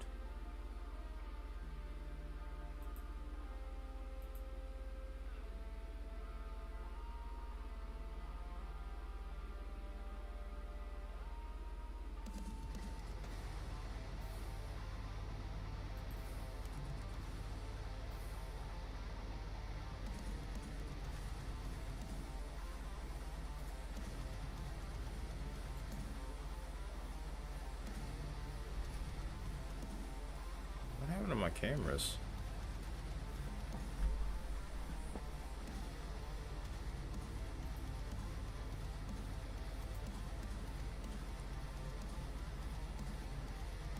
We could probably clear out Chicago anyway.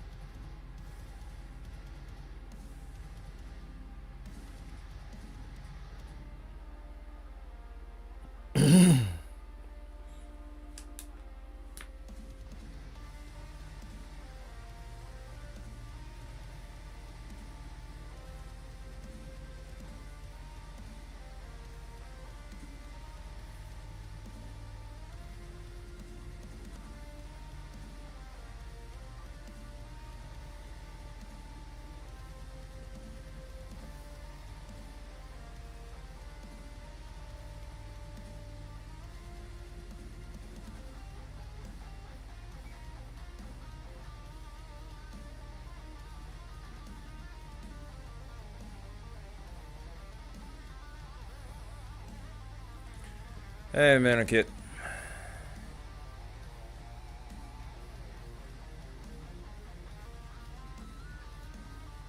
I was just looking on my phone to see any of the latest damage updates. I haven't seen any sort of confirmation of damage from the last 4 tornado warnings, so hard to say if there was anything down.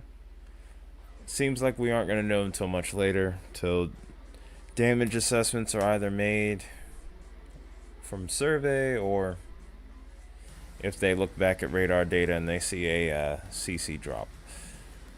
But yeah, as far as I can tell from social media, there is no reports of any major damage.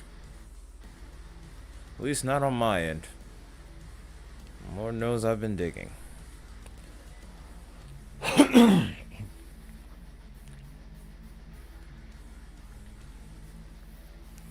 The fact that I can't find it easily is honestly a good thing, especially given how last weekend went.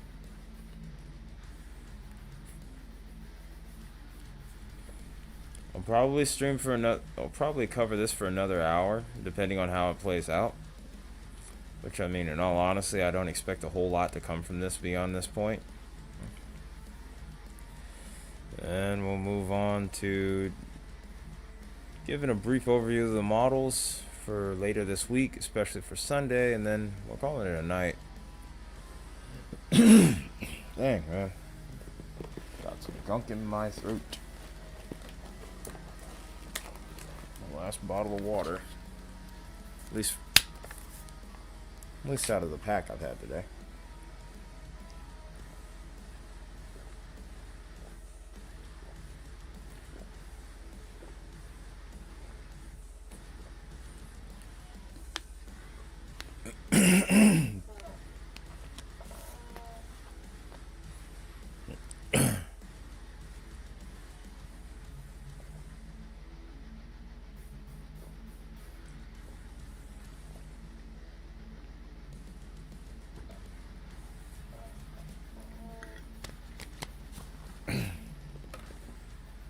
And just like that, we're good.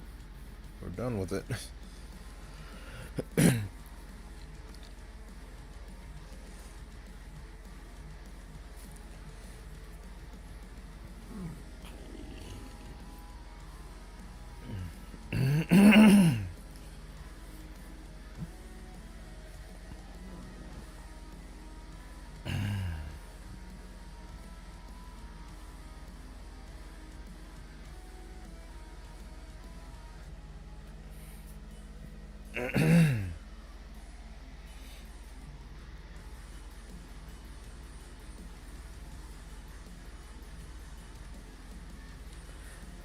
It seems like the vent's slowly starting to diminish here.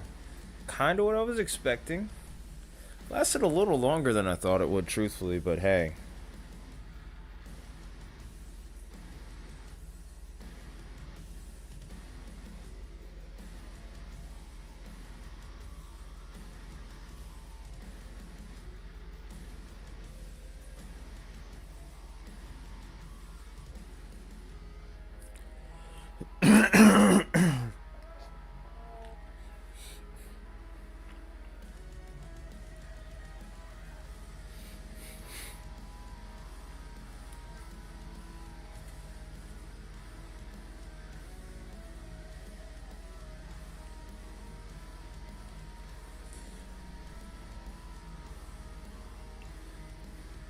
Whew.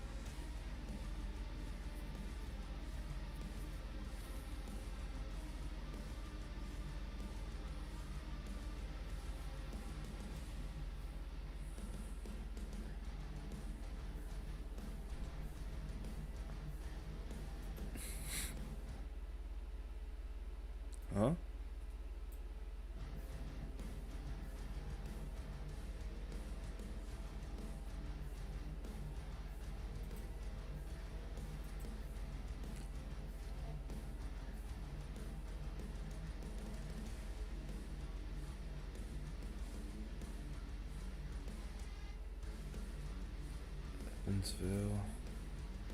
Let me see what Evansville's looking like right now.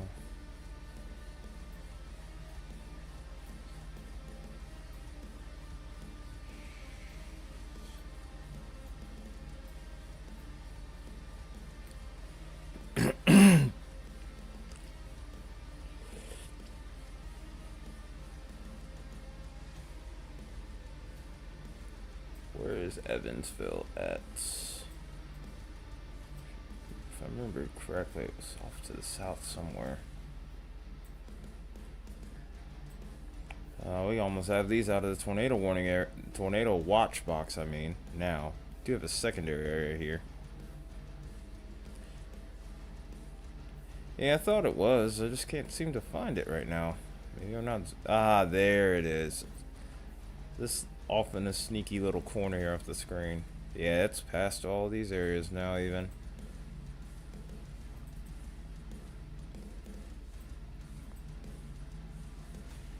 Okay. Yeah, it's moving at about 55, so it's making some hay. For long, it might even clear the state.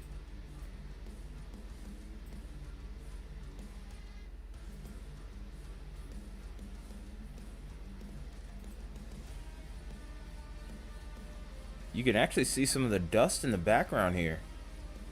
This is over towards Kalamazoo, Michigan, by the way.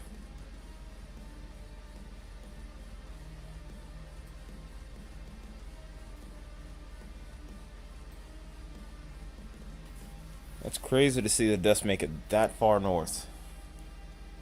And also as far east as it has, too.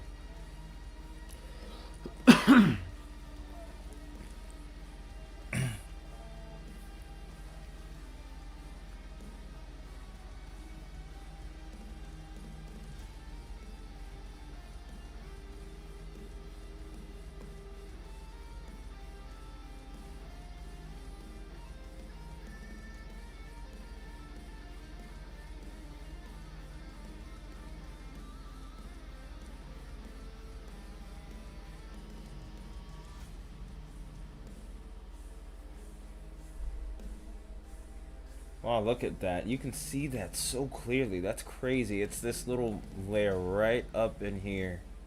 That little brownish area is where the dust is.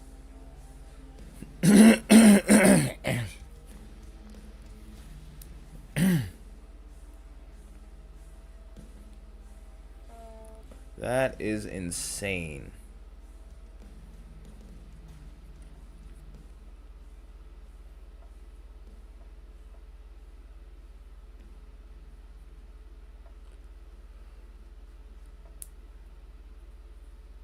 I need to clip this actually.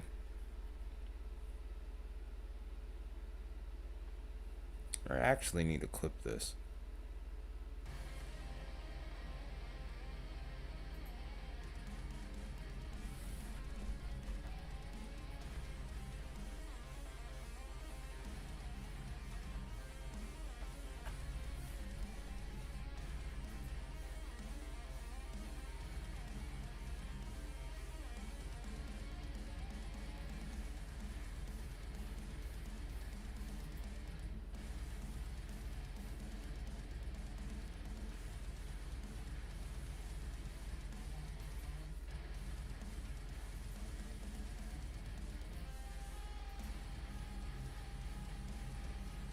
Oh, I can't clip this?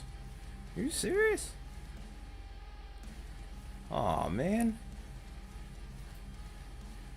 That's bogus, man.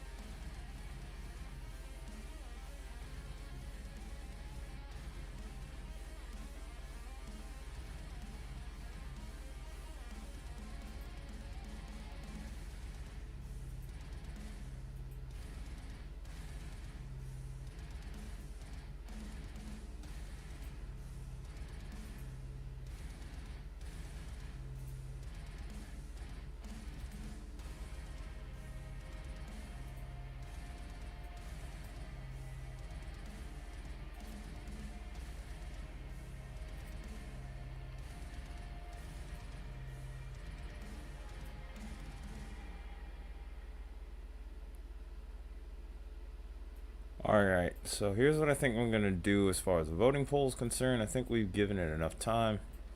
Wanted to see if we would get close to 10. But in the interest of fairness, I think I'm going to end the voting poll here.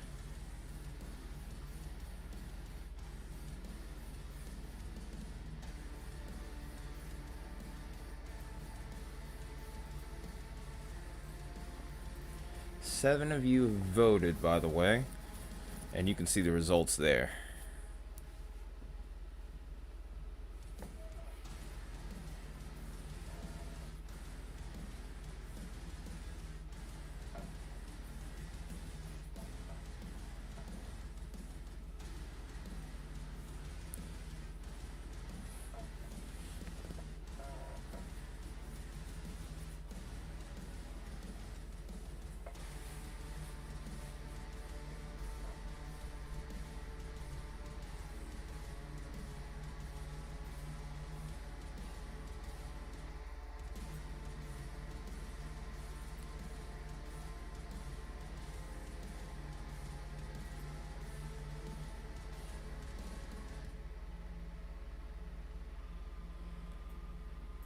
There have been a couple of tornadoes, but nothing bad in regards to injuries or anything like that. I haven't seen much in the way of that or damage.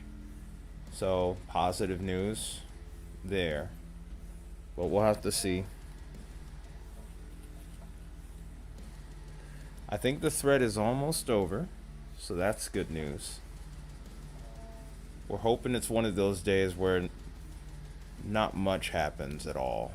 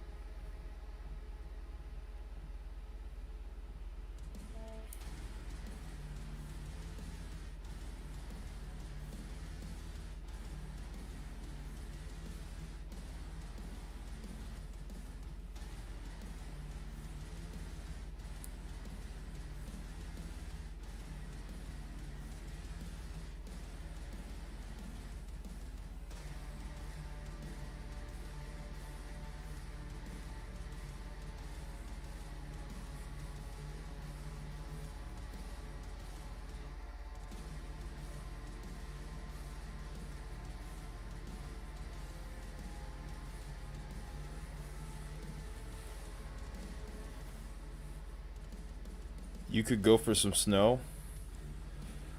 Yeah, this time it's gonna stay a little bit off to your east here, or to your north and east. It's gonna be a little too warm down there for snow. But it's either you get the dust or you get a blizzard. It's one or the other.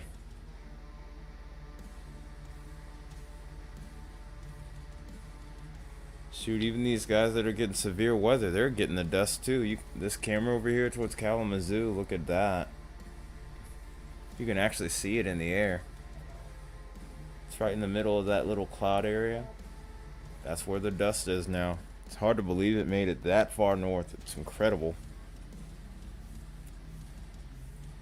It just shows how strong those winds are from those last two, maybe even three storm systems. Like, the pressure gradient has been insane, and as a result we've had some ridiculous wind.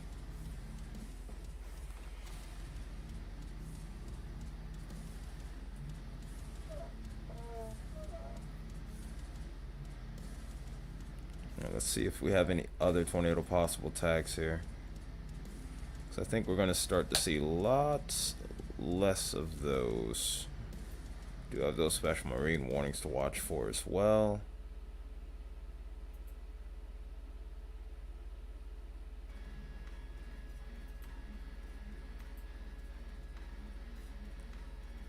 Shear line here, so rotation Could exist, but for the most part it seems pretty broad right now.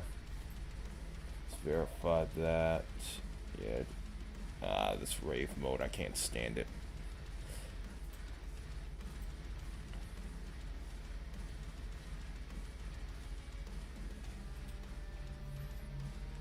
I heard that one of our regulars from Mississippi said they had it in the Delta region, so may not be long before I end up seeing it in my own area, which will really be something. It's very rare that we end up having those kinds of issues here. I blame Baconator. I'm just kidding. I don't blame anyone. It's just one of those circumstances.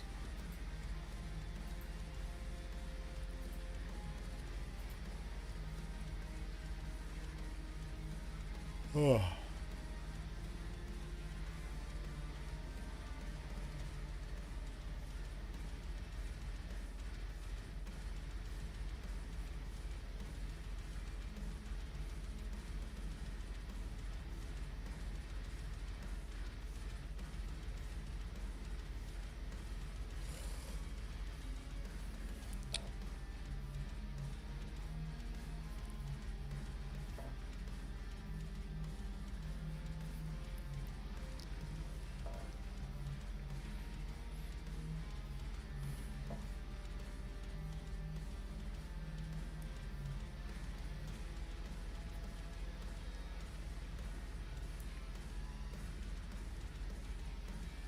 And there we go, tornado warning. I don't know how to sound my siren anymore. Okay, there it goes. Tornado warning. This one is for Hendricks County in Indiana. We're going to go back up to the north just a bit. Looks like we still have a little kink in that shear line. It was just enough to get something going over here towards Brownsburg. Some areas we'll be needing to look out for, as this is located over Danville, would be Pittsboro, Litson, and Avon. Also anywhere between I-74 mile markers 58 and 62.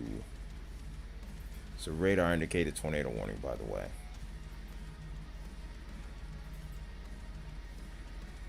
That last scan is probably what prompted it.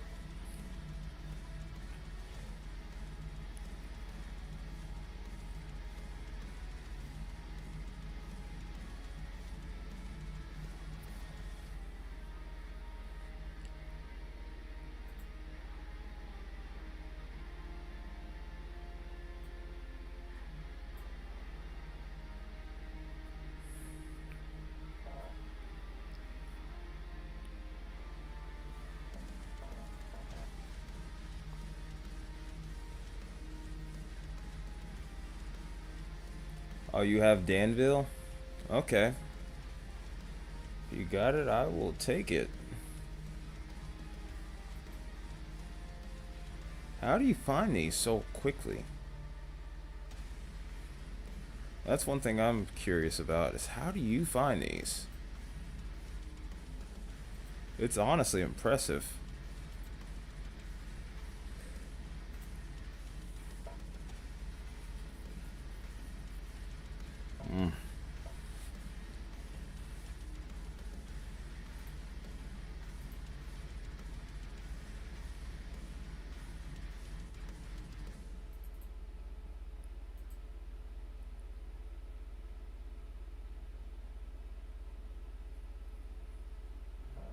Oh, wow. I mean, I do that, but I don't get nearly the same results as you.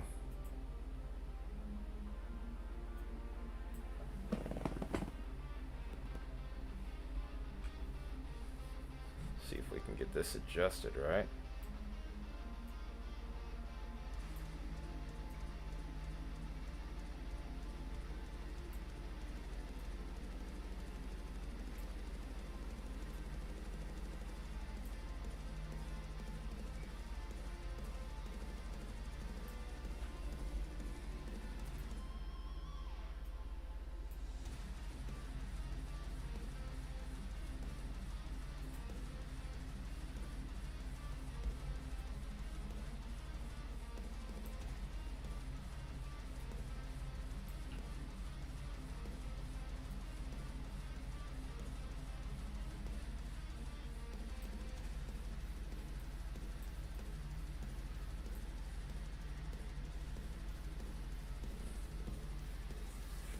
I think that's probably a mistake that I've been making. 'Cause I've been typing those in Skycam, webcam, and I've had very little success, if any.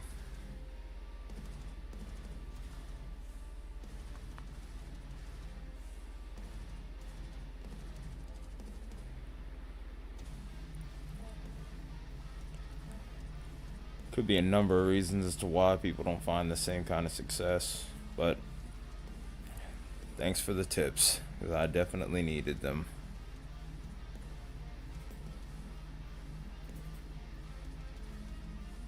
Yeah, this thing isn't quite done with Indiana just yet.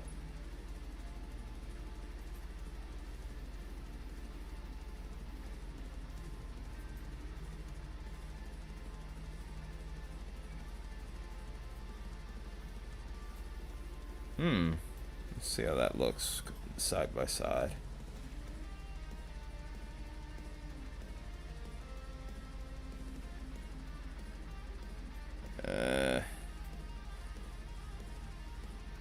It could, but it's so hard to tell. It seems super noisy.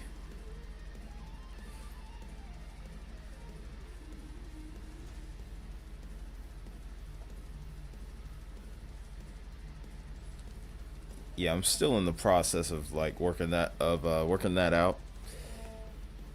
It's coming together piece by piece, though. I can only imagine how much time it took for you to accrue all of these so easily.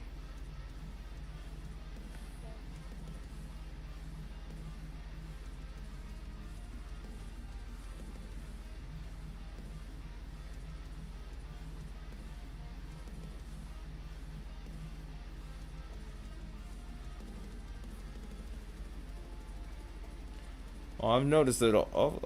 To go further back on what you were saying, I've noticed that some of those cameras in 2023 are have been out for a while. I noticed some of those last year. Illinois cameras in particular seem like they're really difficult. I've had decent success with Indiana's.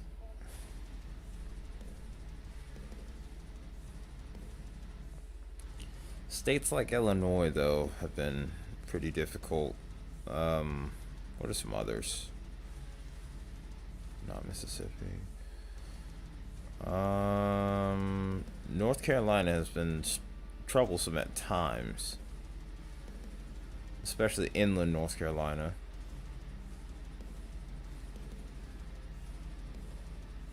Anywhere along the Northeast has been pretty solid. So, it's that. It really just depends. I feel like those are the main two states I've struggled with lately. Anywhere else, I've been able to get some decent cameras, though. Oh, it goes out every few minutes, does it?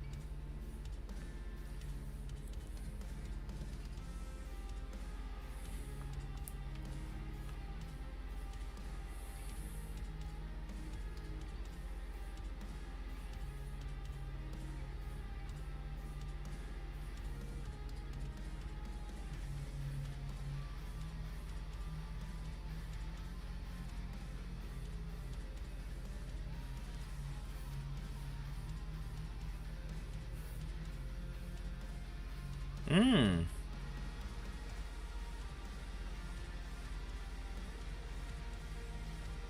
Oh, good tip. That's one I'm gonna have to remember.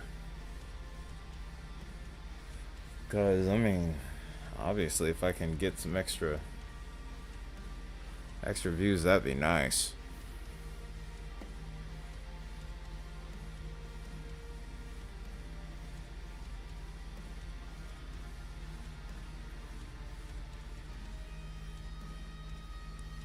Why is the music player acting so weird? It's the first time I've heard it skip so much.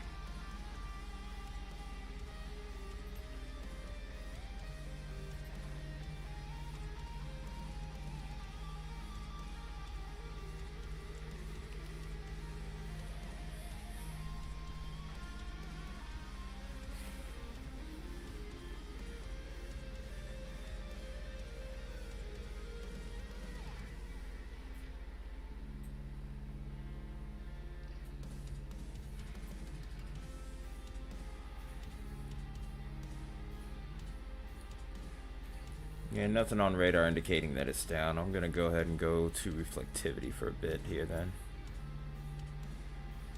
Yeah, that looks outflow dominant if anything. I think this storm's just about lost its tornado potential.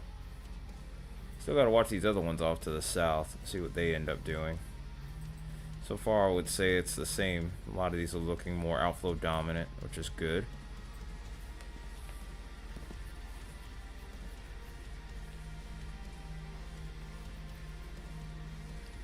I wonder if my prediction will end up being correct here, or we'll see these storms kind of lose their severe tornado potential progressively as we go through the oncoming hours.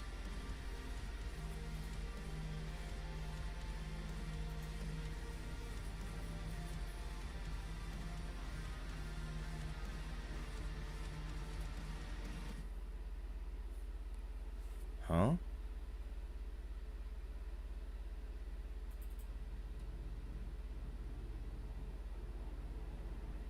It's weird how this thing's behaving.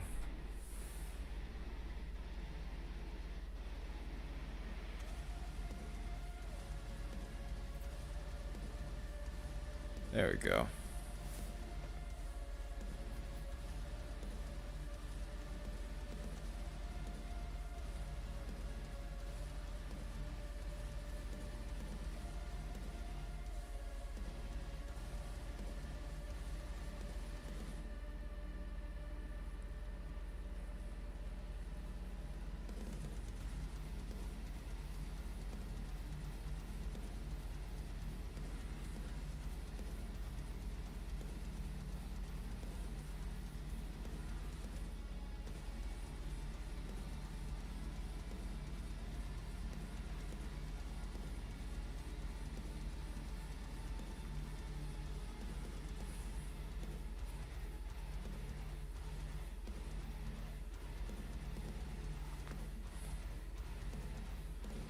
Dirty rain in South Bend.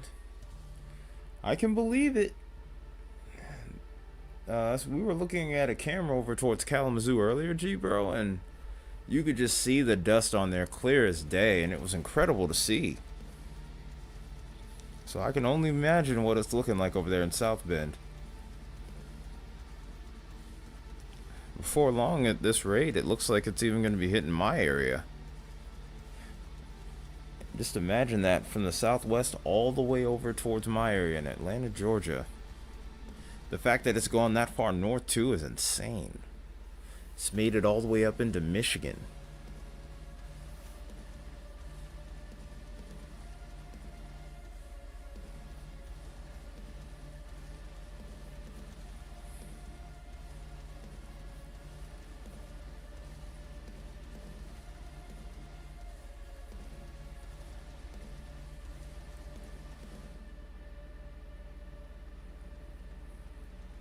This other storm system central pressure, Baconator? Wow.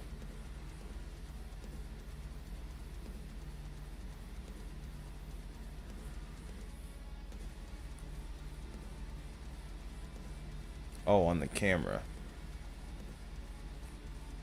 Okay. Okay, Baconator. Come in trying to troll, huh?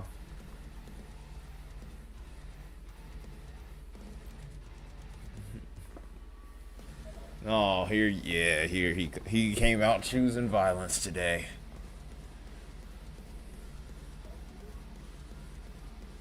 Stop. Don't start that spamming stuff, man. I will get you. I will get you.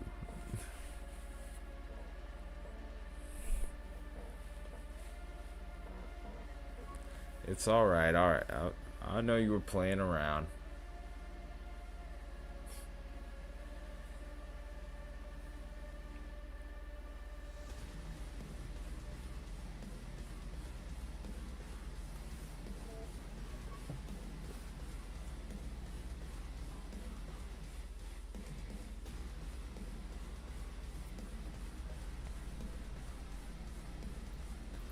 I got something for that. Don't worry. Don't worry. It will all be okay. Oops, my camera moved. Let's fix that real quick.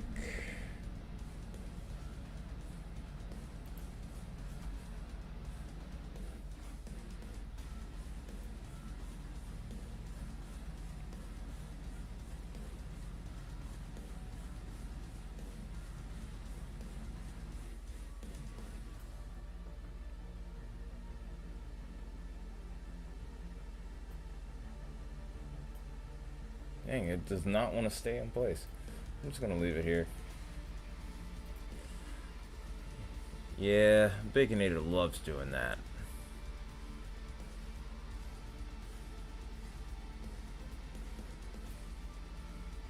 Storm ultimately ended up passing north of Danville, thankfully.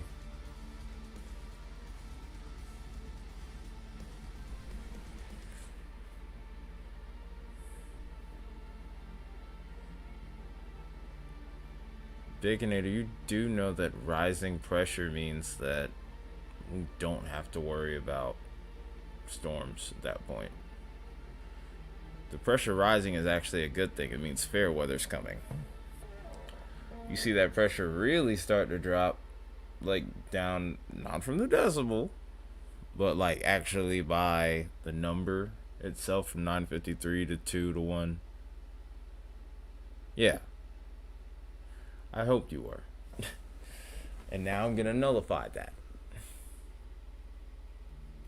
I will nullify it now. Hang on a minute.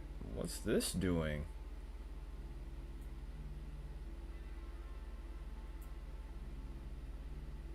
You seem like you're still a nefarious little rascal, aren't you?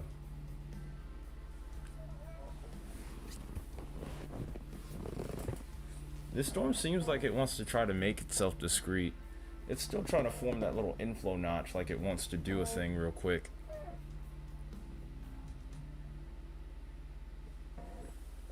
Not really willing to go away from this one just yet.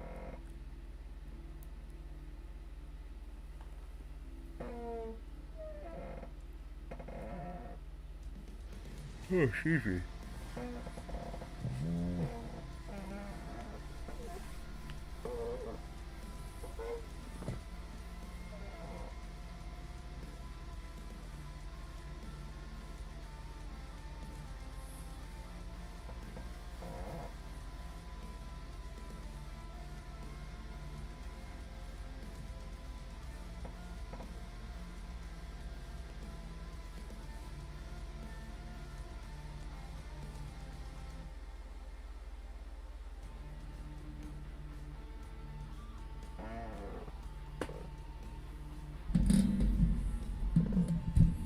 Oh, you said something slick and I actually looked away for once. Don't worry, Baconator, I got you. Camera went out again. Daggone it. It's always those WM visions.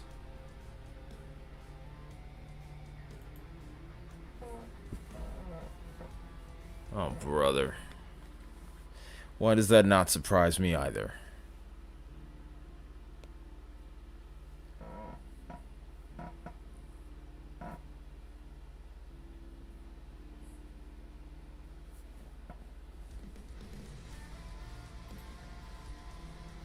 Oh, brother. What have you done?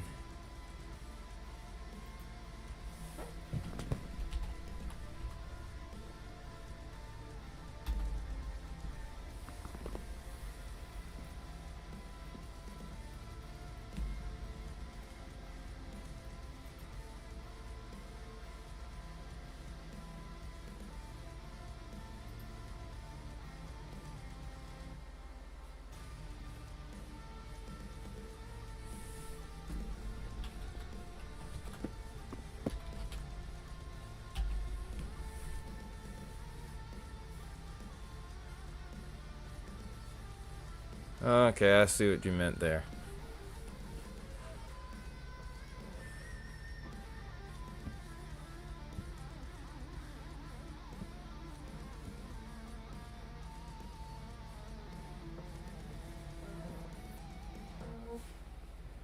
I see what you meant now.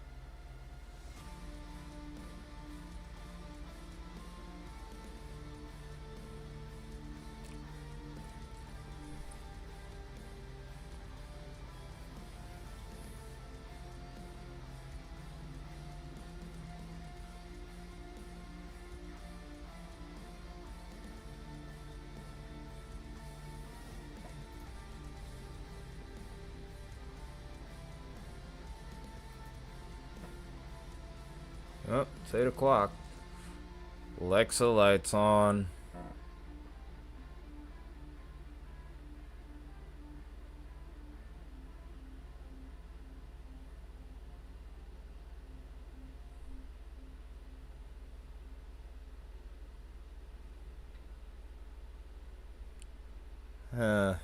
That looks nice right there. See if I can screenshot that.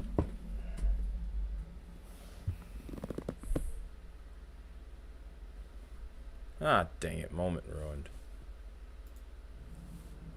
Oh well, it is what it is. I was gonna share something on Discord, but I couldn't catch it in time. Everything escalates too quickly.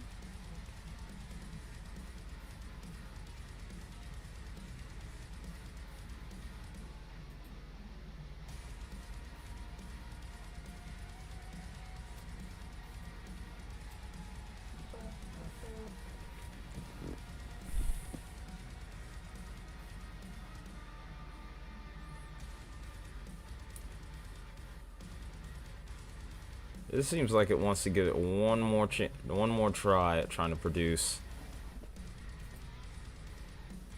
Still has a tornado possible attack with that severe thunderstorm warning, so it can't be ruled out just yet. Before long, we're gonna end up getting out of the watch area here, and once we get right here, the parameters really start to drop off from this point.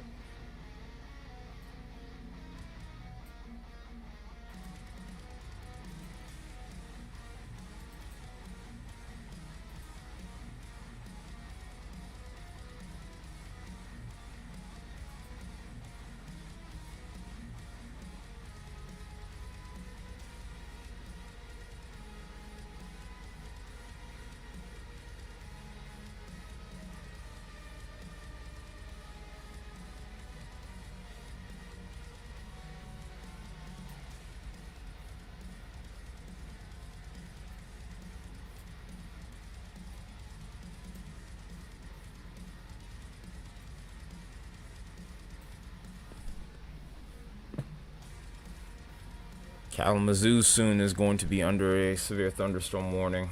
They're just on the cutting edge of being in it now.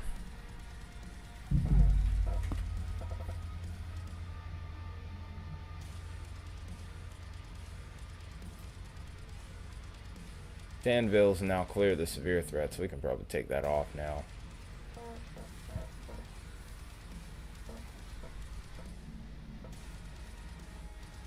Throw this down here now.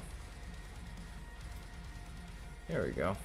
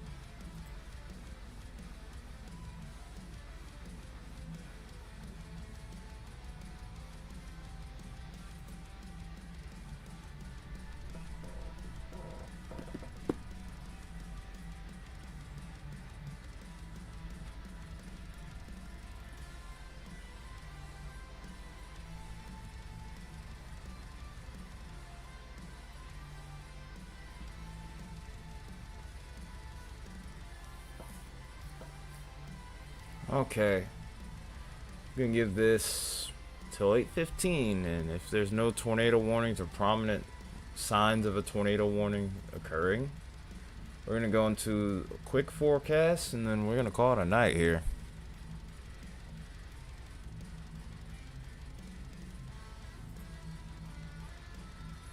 And this is why I'm still a little, and the reason why I've stuck with it instead of just going straight into it, is I'm leery of this. I'm very leery of that.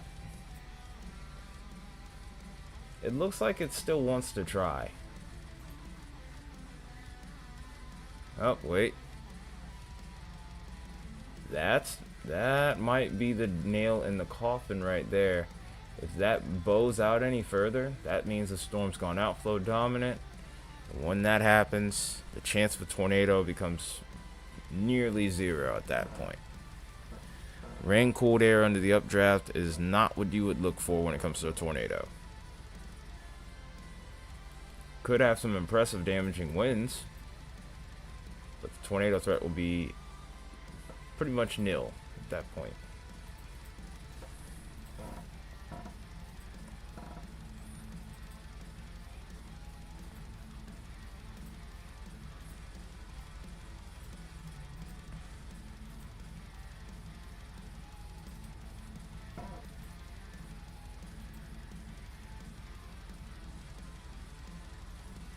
Yeah, this storm looks like it's lost tornado potential as well. So, yeah, really at this point, I think we're about done. We'll just have to see what this one that's north of Indy decides to do.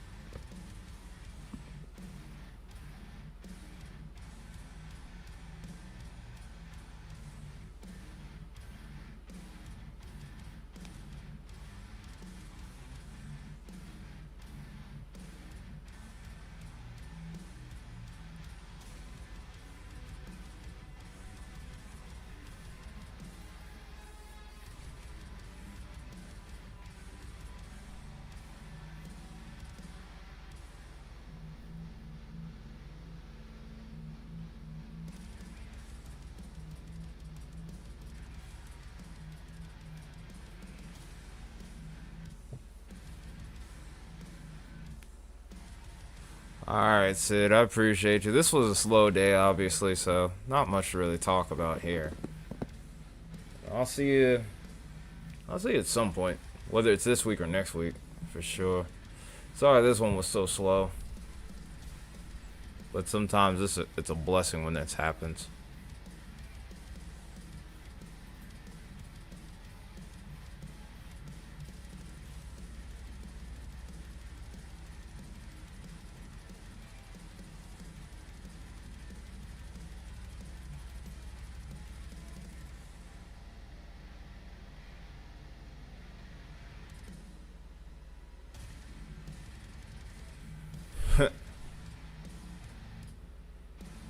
Kalamazoo? Uh, I'll share this with you sometime soon.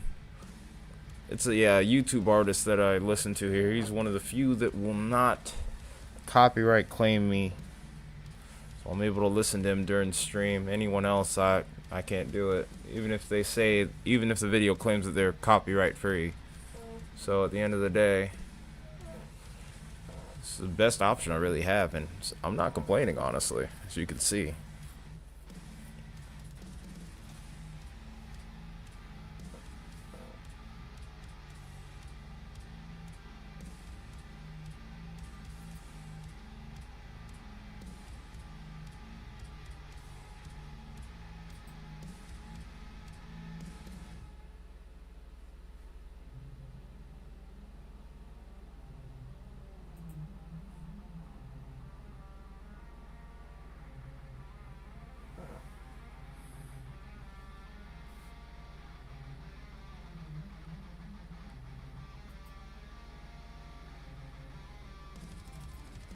Alright, it's about 8:15 now.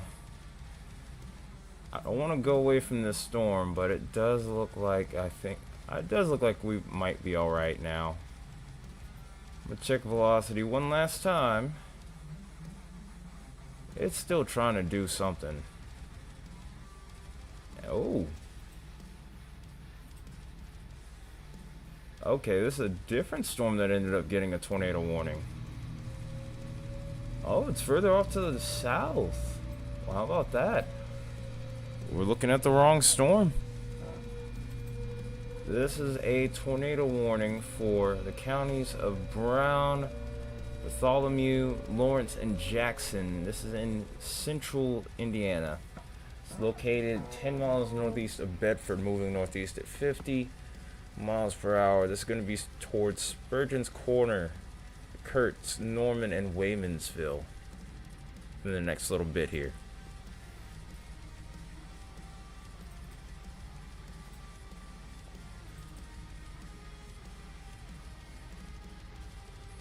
I can kind of see it. It's right about here. It's somewhere up in there. I think this is actually it. It's hard to see it.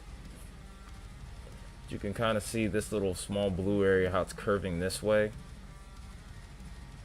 It's not strong rotation, but, well, it's strong enough, but it's not the most incredible rotation I've seen. There it goes. It looks a little better on this one.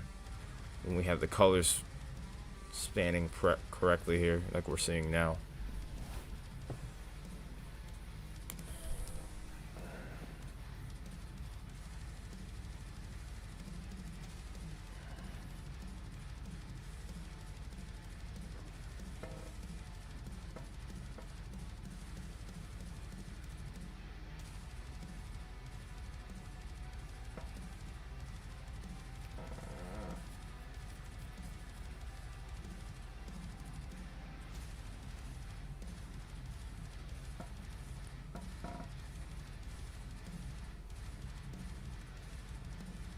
Our rotation's actually starting to organize a little better now.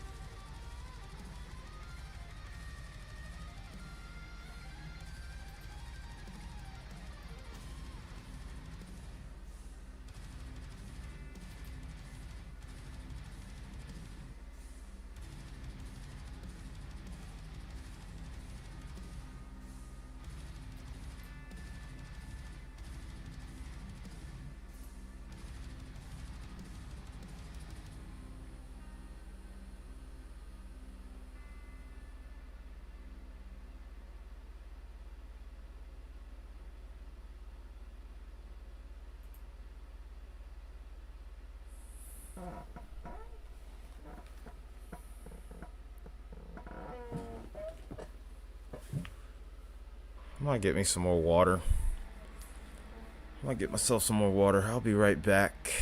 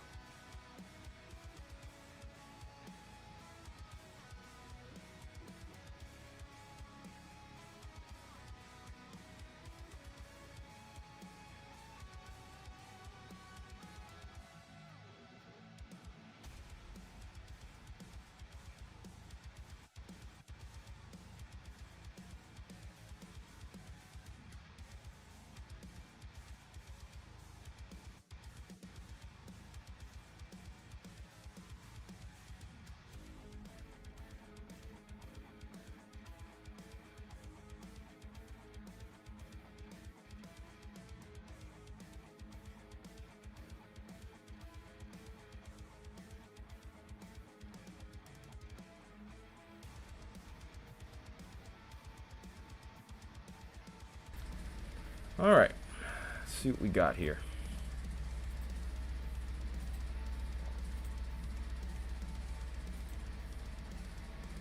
Just as quickly as that rotation had popped up, it's gone once again.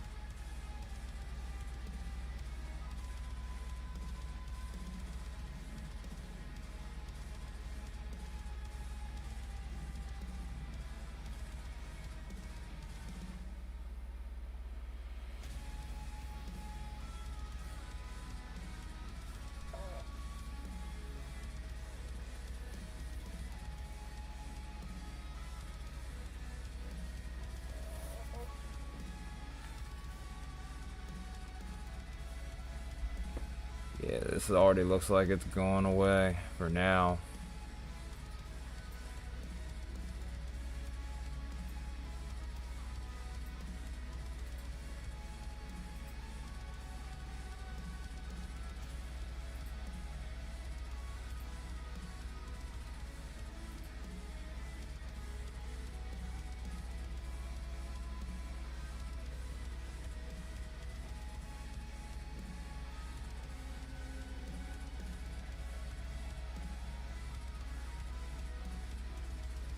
Yeah, it looks like Outflow's still winning that battle.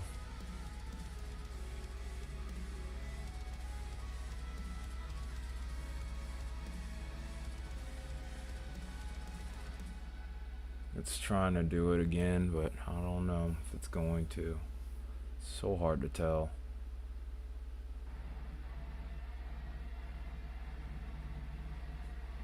Still watching that area though.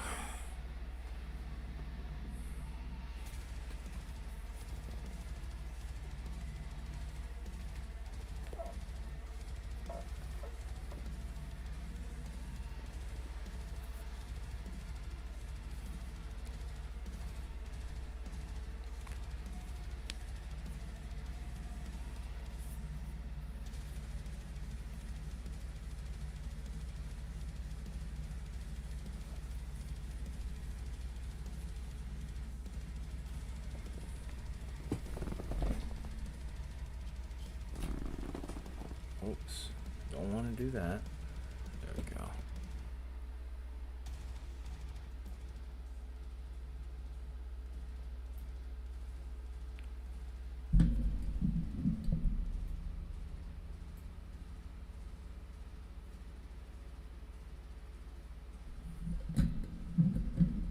Alright.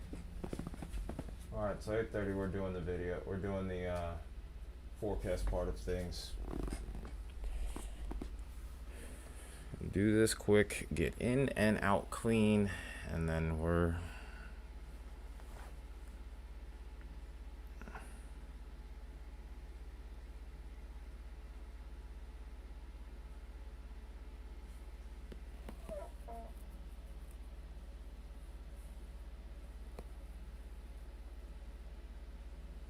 yeah, that outflow is still winning. So it's not many of us on here. No, it doesn't seem like there's a whole lot of concern.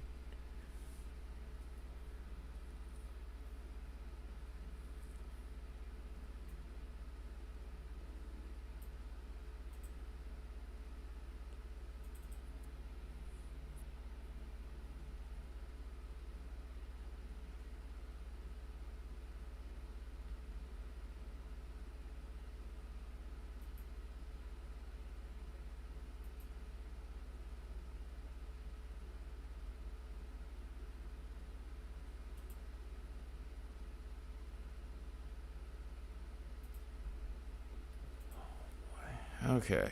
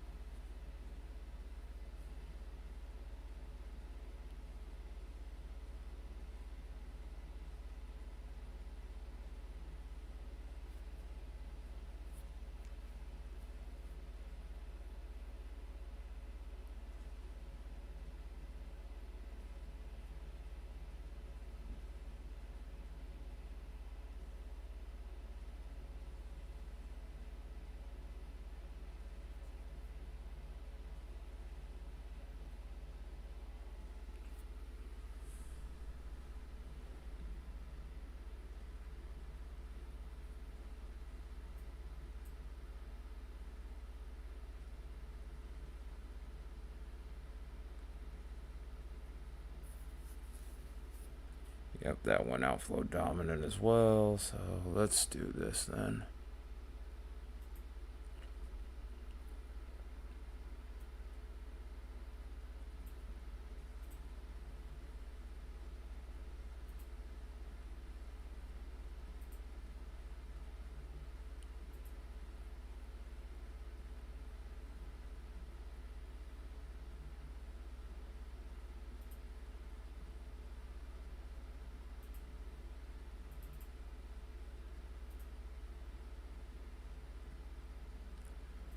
Alright, y'all. Here's what we're going to do. We're going to do this forecast really quickly, and we're going to go from there. This is what we're dealing with currently.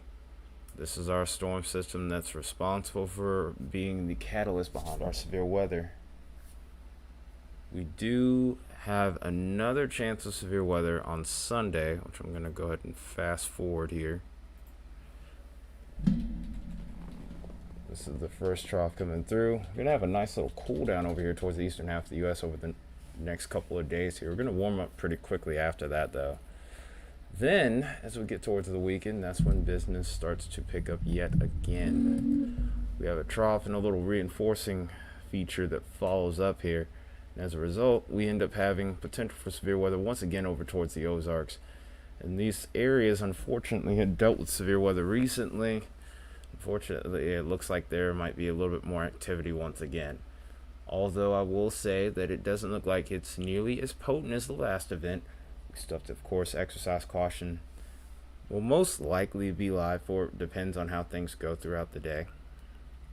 And we'll kind of go on from there. Initiation time, from what I can see on models, seems like it's going to be late in the afternoon into the early evening. Of course, being at this range 102 hours out, there's still a lot of questions that I have with this setup here, a lot of uncertainties, but all hazards do seem like they're possible. Mainly damaging winds and tornadoes, I think, are the most favorable at this point. Eventually we'll see this consolidate into a line as we get into Sunday night into Monday morning, when we'll watch these clear out over the southeastern coast by the time we get into Monday afternoon. Then we see a death ridge, as it's called by the storm chase community, coming into play as we get towards the end of the month, and this is going to help keep the weather pattern a little bit quieter. So just got to get through this weekend, and then after that we get some calmer, quieter weather across the board for a brief period. Then as we go further along, we'll get into April, and business will start to pick up yet again. This is a feature that I'm currently watching, obviously at this range, 366 hours.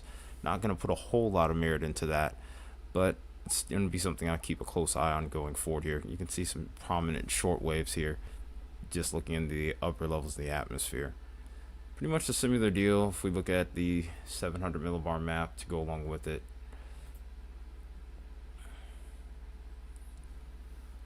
Looking at this, I mean, you can clearly tell that not a whole lot going on after this event here. Once we get past Sunday, not really a lot to talk about. We are going to backtrack here to get a better idea of where those short waves are. Again, like I said, pretty much the initiation time across the board here from these upper air maps definitely kind of lean into that early evening, right around sunset time frame that we mentioned before. So go beyond that point, Death Ridge comes in. Not really a whole lot to talk about after that point, at least for a brief period. Again, once we get further along into the 4th and beyond here, that's when things kind of get a little bit more interesting. So April 3rd and April 4th, we might have to be watching those dates for any kind of trends right now. So for this map here, looking at the low-level jet, we're going to be particularly focused, of course, on Sunday. Not much to really go for beyond that point. Low-level jet energy is subpar. It's decent. Not much in the way of directional shear, which is honestly a good thing. Like I said, a lot of these areas were already hard hit by tornadoes last week. So the threat looks a little bit more on the marginal side for tornadoes. Damaging winds might be a little bit higher, I would say. But, of course, 102 hours, can't put a lot of merit into that now. Another big question I have, of course, is that moist sector. That trough being as far to the north as I've seen, there could be a little bit of trouble there. I do think that it's going to help keep that moist sector a tad bit on the hampered side. But still, even then, within that warm sector, I would think that we'll still get good dew points here. And it looks like GFS is definitely indicating that. We're getting dew points into the mid to upper 60s at this juncture for our area of concern here. But very quickly we end up losing that as we get later into the evening. So our point of initiation does well, but I just don't think the environment is really set up to sustain anything right now at this range. We'll have to see how things progress as we go further along. Still got to be watchful, even though the Death Ridge is going to help keep weather a little bit calmer. As we go further along, you can see that we do get a moisture return. Of course, this is that April 3rd, April 4th setup I was mentioning earlier. Obviously, the range we're at, can't put a lot into it, but looking for some early signals, early trends, anything that I can find, so that way I can compare them to the next model run and so on and so forth. The more consistent the trend, the higher the confidence. That's how you do longer range forecasting, especially when you get to the point where you're able to compare models, which we should be able to do by the time we get tomorrow, Friday time frame. In any case, though, here's the temperatures, and this is going to be a big topic here. So once this front moves through on Thursday, look at how the temperatures drop towards the eastern half of the U.S. Also, the west gets pretty cold as well, especially towards the mountain ranges here, where we could easily see some single digits, maybe even some below zero temperatures towards the peaks. So we're getting to Friday morning. It looks frigid, and then watch what happens. We go from one extreme to the other, just like that. And then from that point, we kind of level off again. We get that warm sector again for Sunday, hence our severe weather chances. Then after that, with that ridge being the way it is, I would expect some very warm temperatures, almost record warm for some of us as we get into this last week of March. Thankfully and mercifully, it's expected to be quiet, so not a whole lot to talk about as far as severe weather, or really winter weather at this point too. Cold air just doesn't really seem to be abundant. Are of course going to be concerns with the fire weather threat, and we'll of course address that in a little bit. But as a whole, as far as the storm pattern itself, we're looking better after Sunday. Now, the wildfire threat, there are a couple of things you would look for. Any area that of course has drought, especially over towards the southwest, high winds, and then also low relative humidity. So these areas in the brown are what you would be most concerned with if you have those other two pre-existing conditions. Now, as you can see here, over towards the southwest, we are incredibly dry. Humidities are extremely low, and it's just a prominent trend that's expected to continue throughout the rest of the month. It does look like we start to see a little bit of humidity coming in. Just as when we start to see a little bit of humidity coming into play here, kind of drops off always at that point. So unfortunately, towards the southwest, we're going to be keeping an extra close eye on potential fire danger. I don't know how any sort of live coverage will work with that, so don't expect me to be live too quickly, but if we can make it work, we will. but it's kind of a challenge right now at this current point in time. Now, go ahead and take a quick look at the instability available for Sunday, and then we'll take a look at the final forecast and go on from that point. So let's go right to about here. As you can see, there's a solid amount of instability. It's all really about storm initiation and timing. Over towards this eastern sector is where I'm kind of most interested in the potential for maybe a few tornadoes.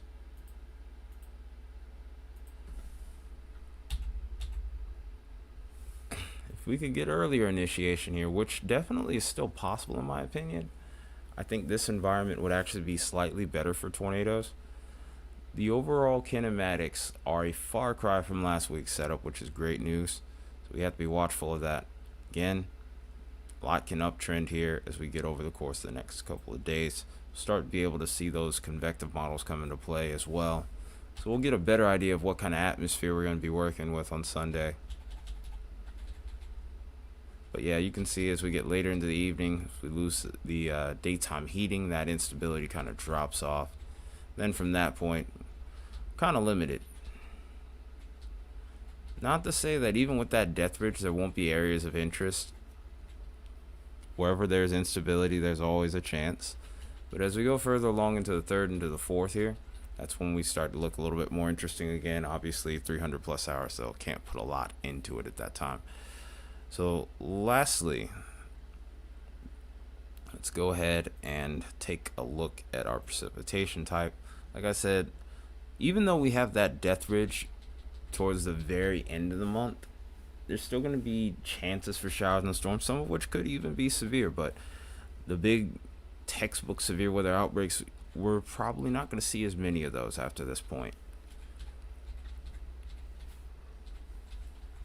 So there's Sunday right there. That's our storm system moving out.